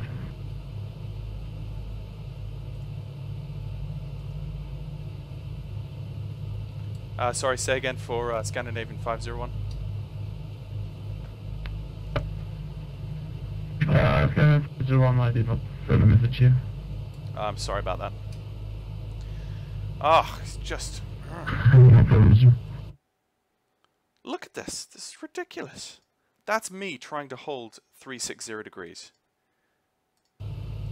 Sorry, DC-6. I'm not impressed. Maybe you should hand fly it. Yeah, might as well just go and hand fly it.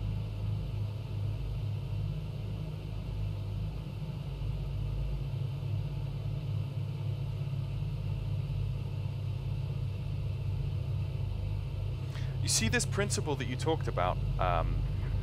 However, at Scandinavian 501, you can descend 5,000 feet. Descend to 5,000 feet, Scandinavian 501. Okay. I'm still at 10,000 feet. Ridiculous. Utterly ridiculous. Okay, maybe it's in range. Turbine. Normal. Fuel booster pumps.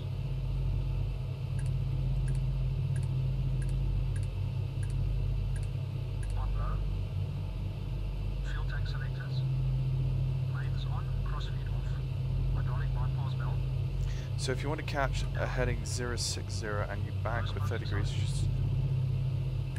should send to the knob on heading for... Yeah, that makes sense, KS Flight Sim, but it doesn't... What? Why has he put my windscreen wipers on? Just ridiculous. Now I'm not even heading correctly. Scandinavian 501, if able, descend the template. Question Scandinavian 401, disregard. If able, increase descent rate. We'll do my best. It's the DC-6. I'm still getting used to Scandinavian 501. Yeah, no, but Scandinavian 405, just if you're able, can give the approach lower if you descend a little faster now. Okay, so it's either increase descent rate and pick up speed, but not the other way around. Scandinavian 4022, descend flight level 90. Descend flight level 90, Scandinavian 402.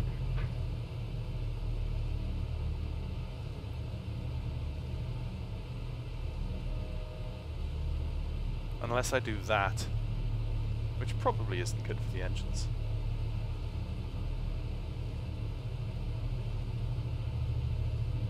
But that's literally almost feathering my props, bringing them down to 15. Also 531, direct Bravo. Fly direct Bravo, also 531.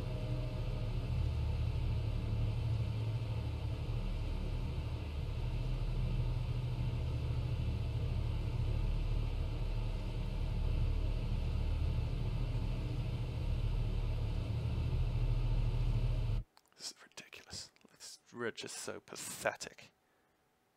So utterly pathetic. I'm just... Oh, I'm only at 9,000 feet.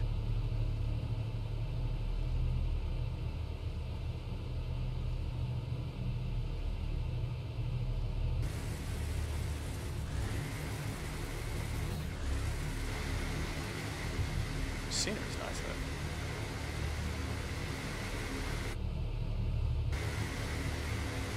Why has he put my windscreen wipers on? And there's so many buttons up here, I don't even know where to turn it off.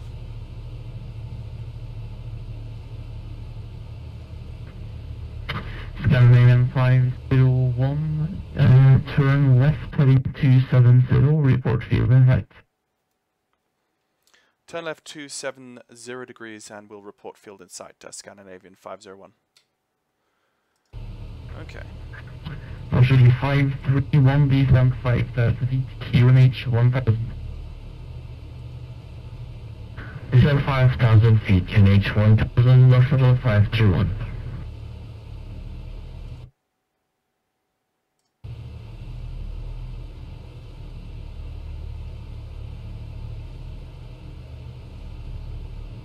Need to descend faster.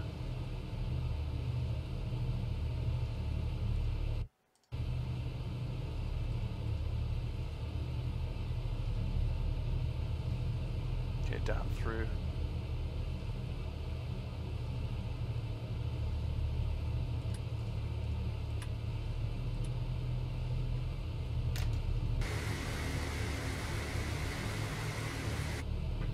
Nortrans 3223, direct to Sittla.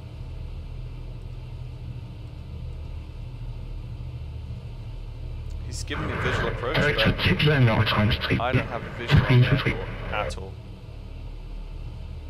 But I have the ILS. North Shuttle 531, reduce speed to 210 knots or less. 210 knots, 210 knots or less, North Shuttle 531.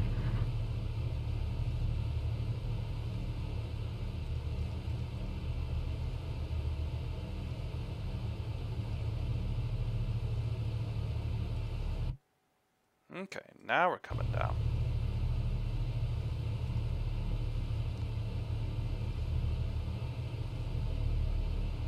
Okay. And let's hope we haven't just killed the engines. Yep, they're still green, so we're still somehow in business. My goodness, sorry I'm not looking at chat much, but... Nortrans 223, descend 5000, QNH 1000. Silver knob above the tiller. Down to 5000 feet, QNH 1000. Skyline 501, turn left now, heading 180. Turn left 180 degrees, Scandinavian 501.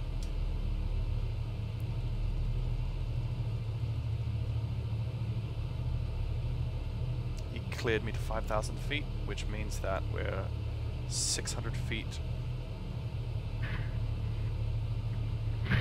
And Skyline 501, maintain 180 knots or more, please. 180 knots or greater. 180 knots or greater for Scandinavian 501, thanks. And be advised for 501, we do not have visual with the airport, so might request the ILS for 19 left. Skyline 501, if it's easier for you, I can... Yes, I guess Skyline 501, let's bring you around for the ILS. Turn left heading to question 140, maintain 5,000 feet. Left heading 140 degrees, maintain 5,000 feet, Scandinavian 501. Okay, he's bringing me all the way around to 14. North Shuttle 531 by above of the transition, clear ILS, runway 19 right. So above clear for the ILS, runway 19 right, North Shuttle 521.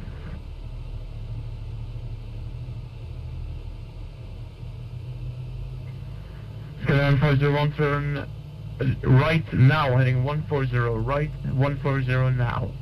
140 degrees, 501.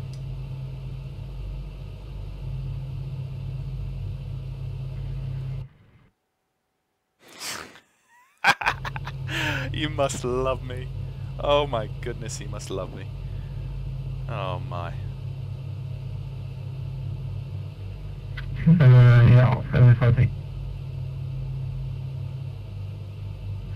And Nortrans 3223 via tip, transition clear ILS, runway 19 left. Tip transition clear ILS, 19 left, Nortrans 3223. You know what? Skyline 501, continue left turn heading 130.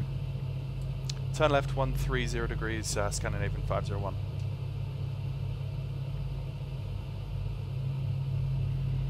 Skyline 4022, direct to Ballard. Ballard, Scandinavian 4022.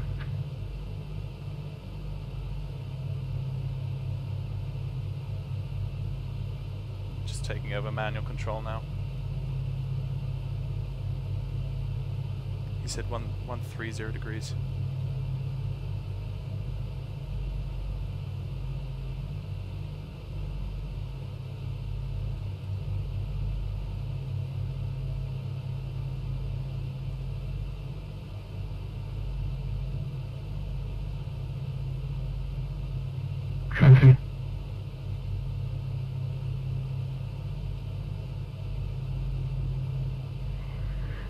Marshall 531, traffic, company 737, 12 o'clock, same altitude, reported time.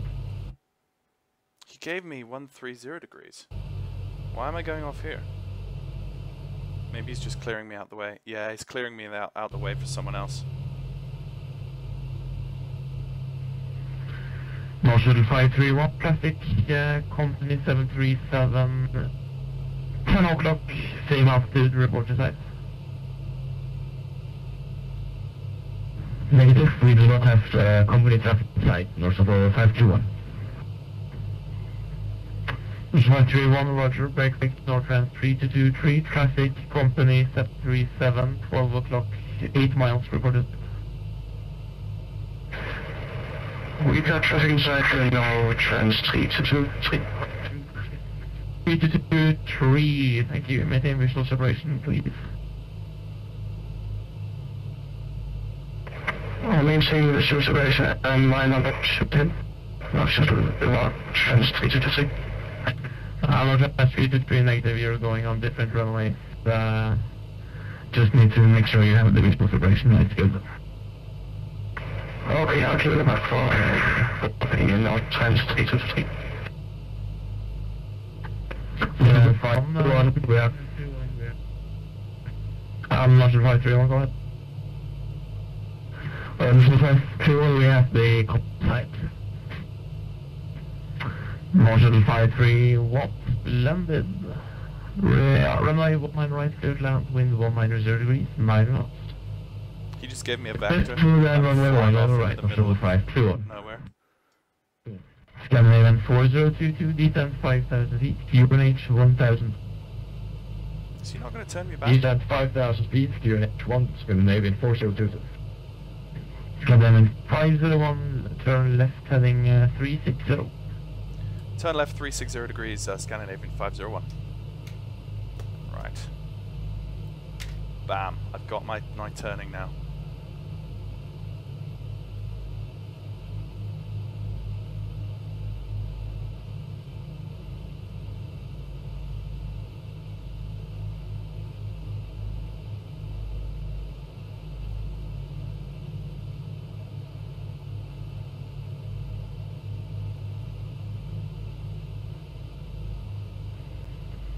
Northbound 323, reduce speed 160.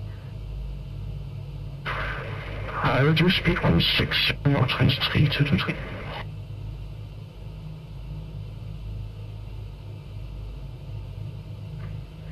Scandinavian 4022, above transition clear runway 19 right. Via above transition clear runway 1 on the right, Scandinavian 4022. Bam. Approach Northbound 323 is established 1 mile left. Northbound 3223, runway 1 mile left, cleared land, wind 190 degrees, 9 knots. 1 mile left, clears land, Northbound 323. So. Bye.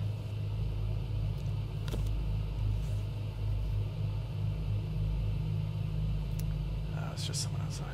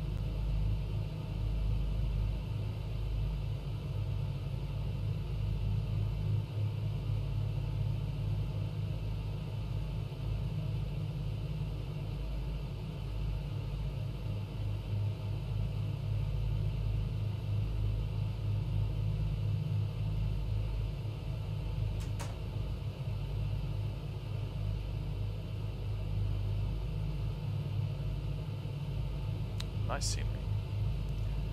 Yeah, better you take control now. Yeah.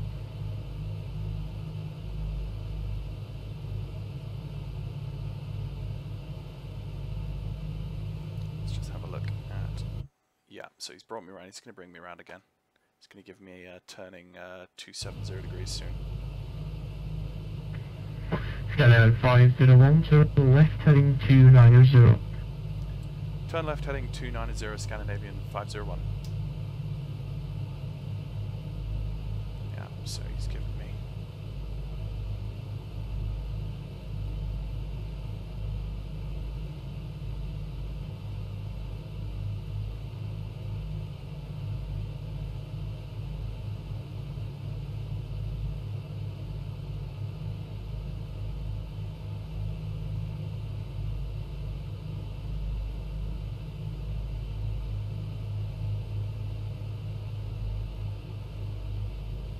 Go.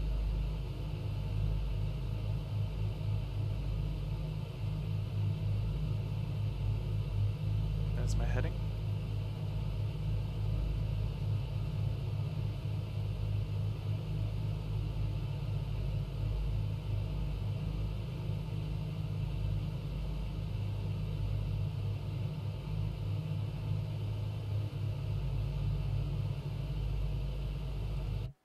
Yep.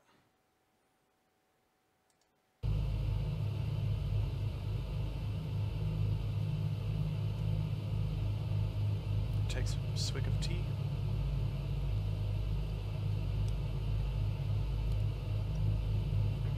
Motion 531, welcome to taxi, keep down 11.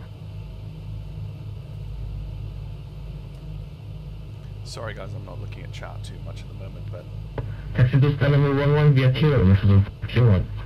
feel free to talk amongst yourselves.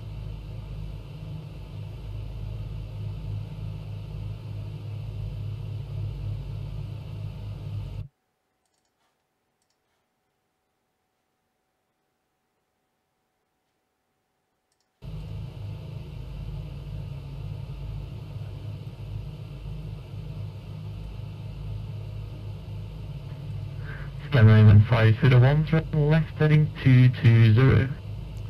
Turn left 220 degrees, Scandinavian 501. 220 degrees.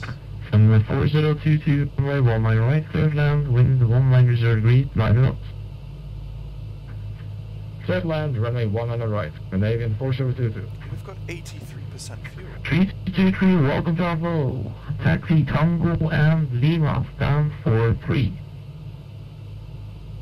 It's ridiculous. Stand for 3 via Tango Lima, your taxi 222. Scandinavian 501, descent 4000 feet, cleared island, runway 19 left. Descent 4,000 feet, cleared ILS 19 left, Scandinavian 501. Okay. So down we go again.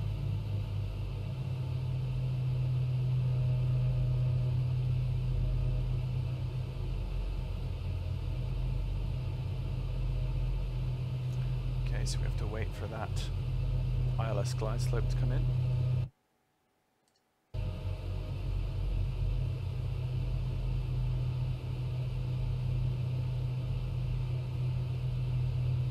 I think I've got this. I think I've got this. The thing is, as soon as you think you've got it, that's when things start going out of control again. Just have to start waiting for that localizer to come in.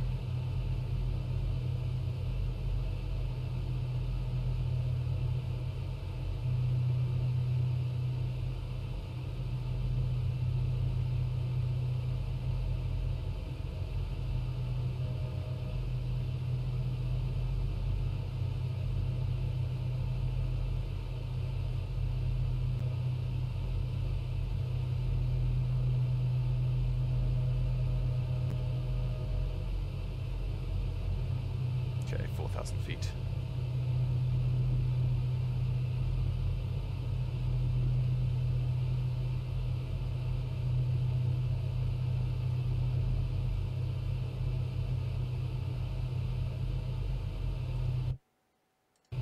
Getting close now.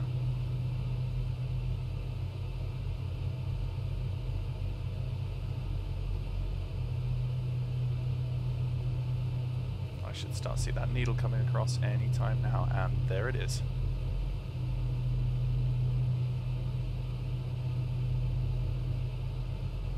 There is the localizer.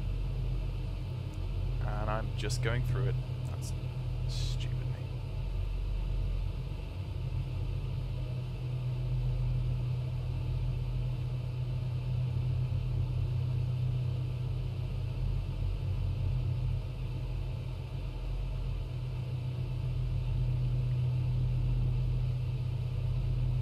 Scandinavian 501 has localizer established, 19 left. Scandinavian 501, Roger, runway 19 left, clear to land, wind 20 degrees, 9 knots. Clear to land, runway 19 left for Scandinavian 501. Okay.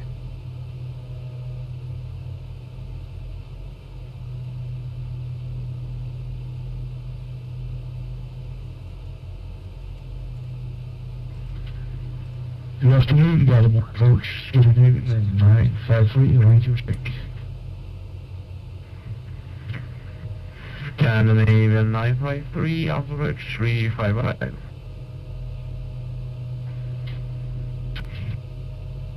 20 flaps set. Approach North 323, I think that I got part on keep stand for the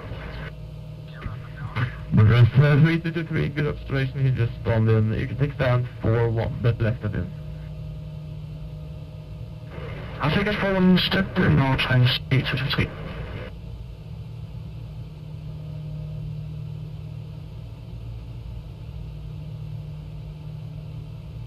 Gear down and locked. 3 grains. Props. 24 First, LA 815, West Arrow, Heat Road, information locked down. Tail flaps set.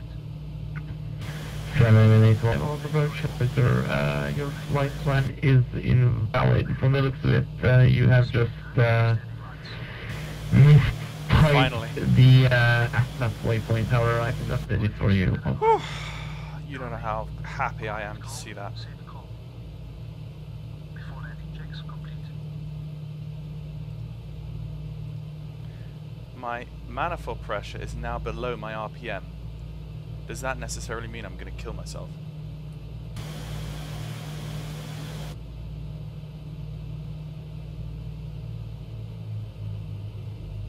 Oh no, it's not, actually.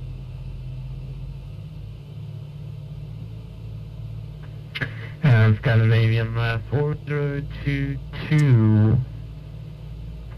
Vacate first left, please.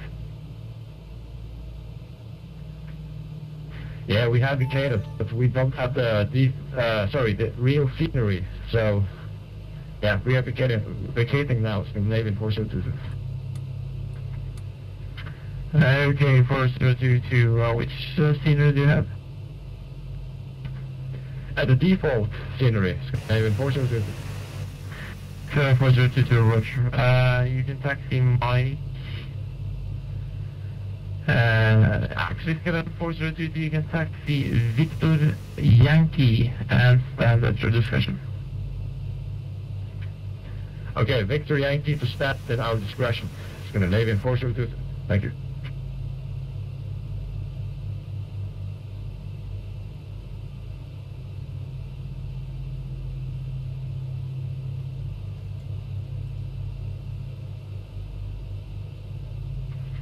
Skymet 15 Alpha Roach, are you ready to copy clearance?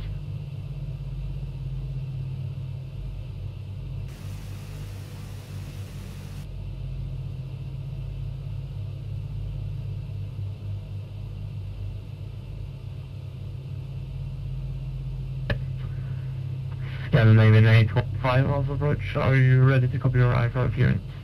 You guys still in the chat?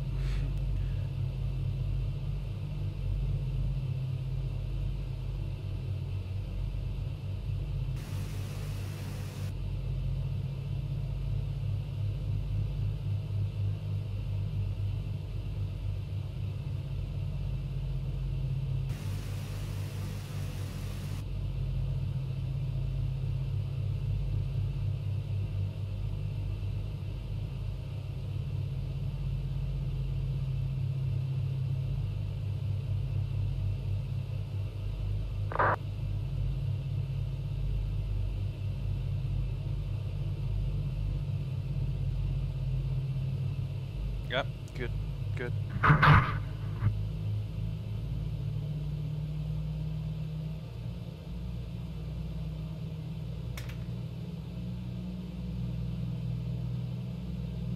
Whoa, rate of descent, rate of descent.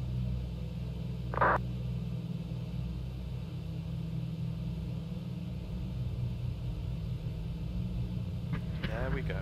Scan 815 up the ridge.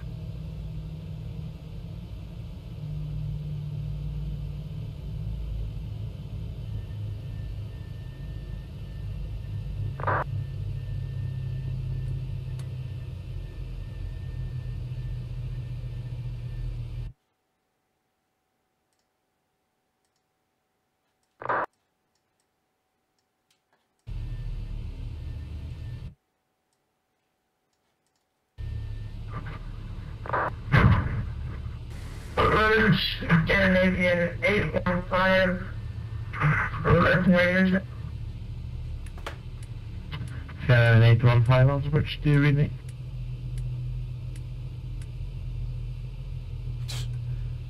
Wow. Scandinavian 501, welcome down to taxi Tango and Lima, stand 183. Taxi Tango Lima to stand 183 for Scandinavian 501. Thank you very much for getting us down.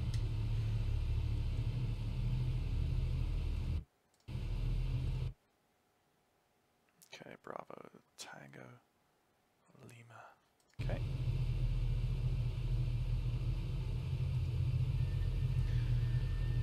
Oh my goodness.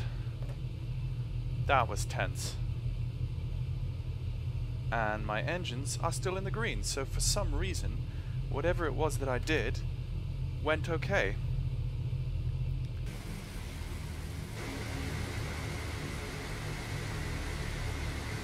I'm going to turn our landing lights off now.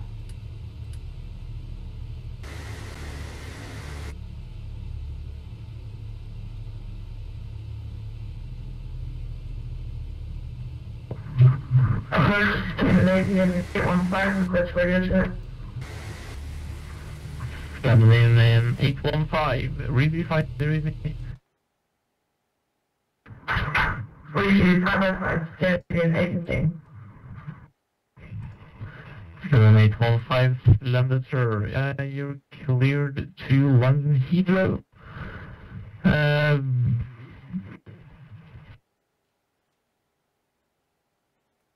Next on the left. Scandinavian 815, stand by. This one right here, 185. Oh no, he said 183. That's 2 further up.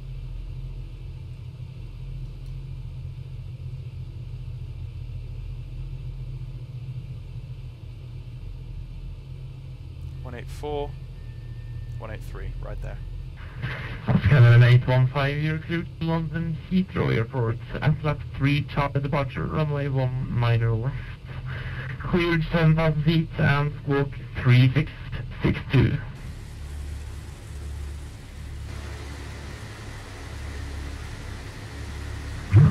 Clear to London Heathrow, Alpha 3, Charlie, Foxtrot, press files. Emergency 120.45 and squawk 366 from Scandinavian 815. Scandinavian 815, just confirming it's flying 7,000 feet.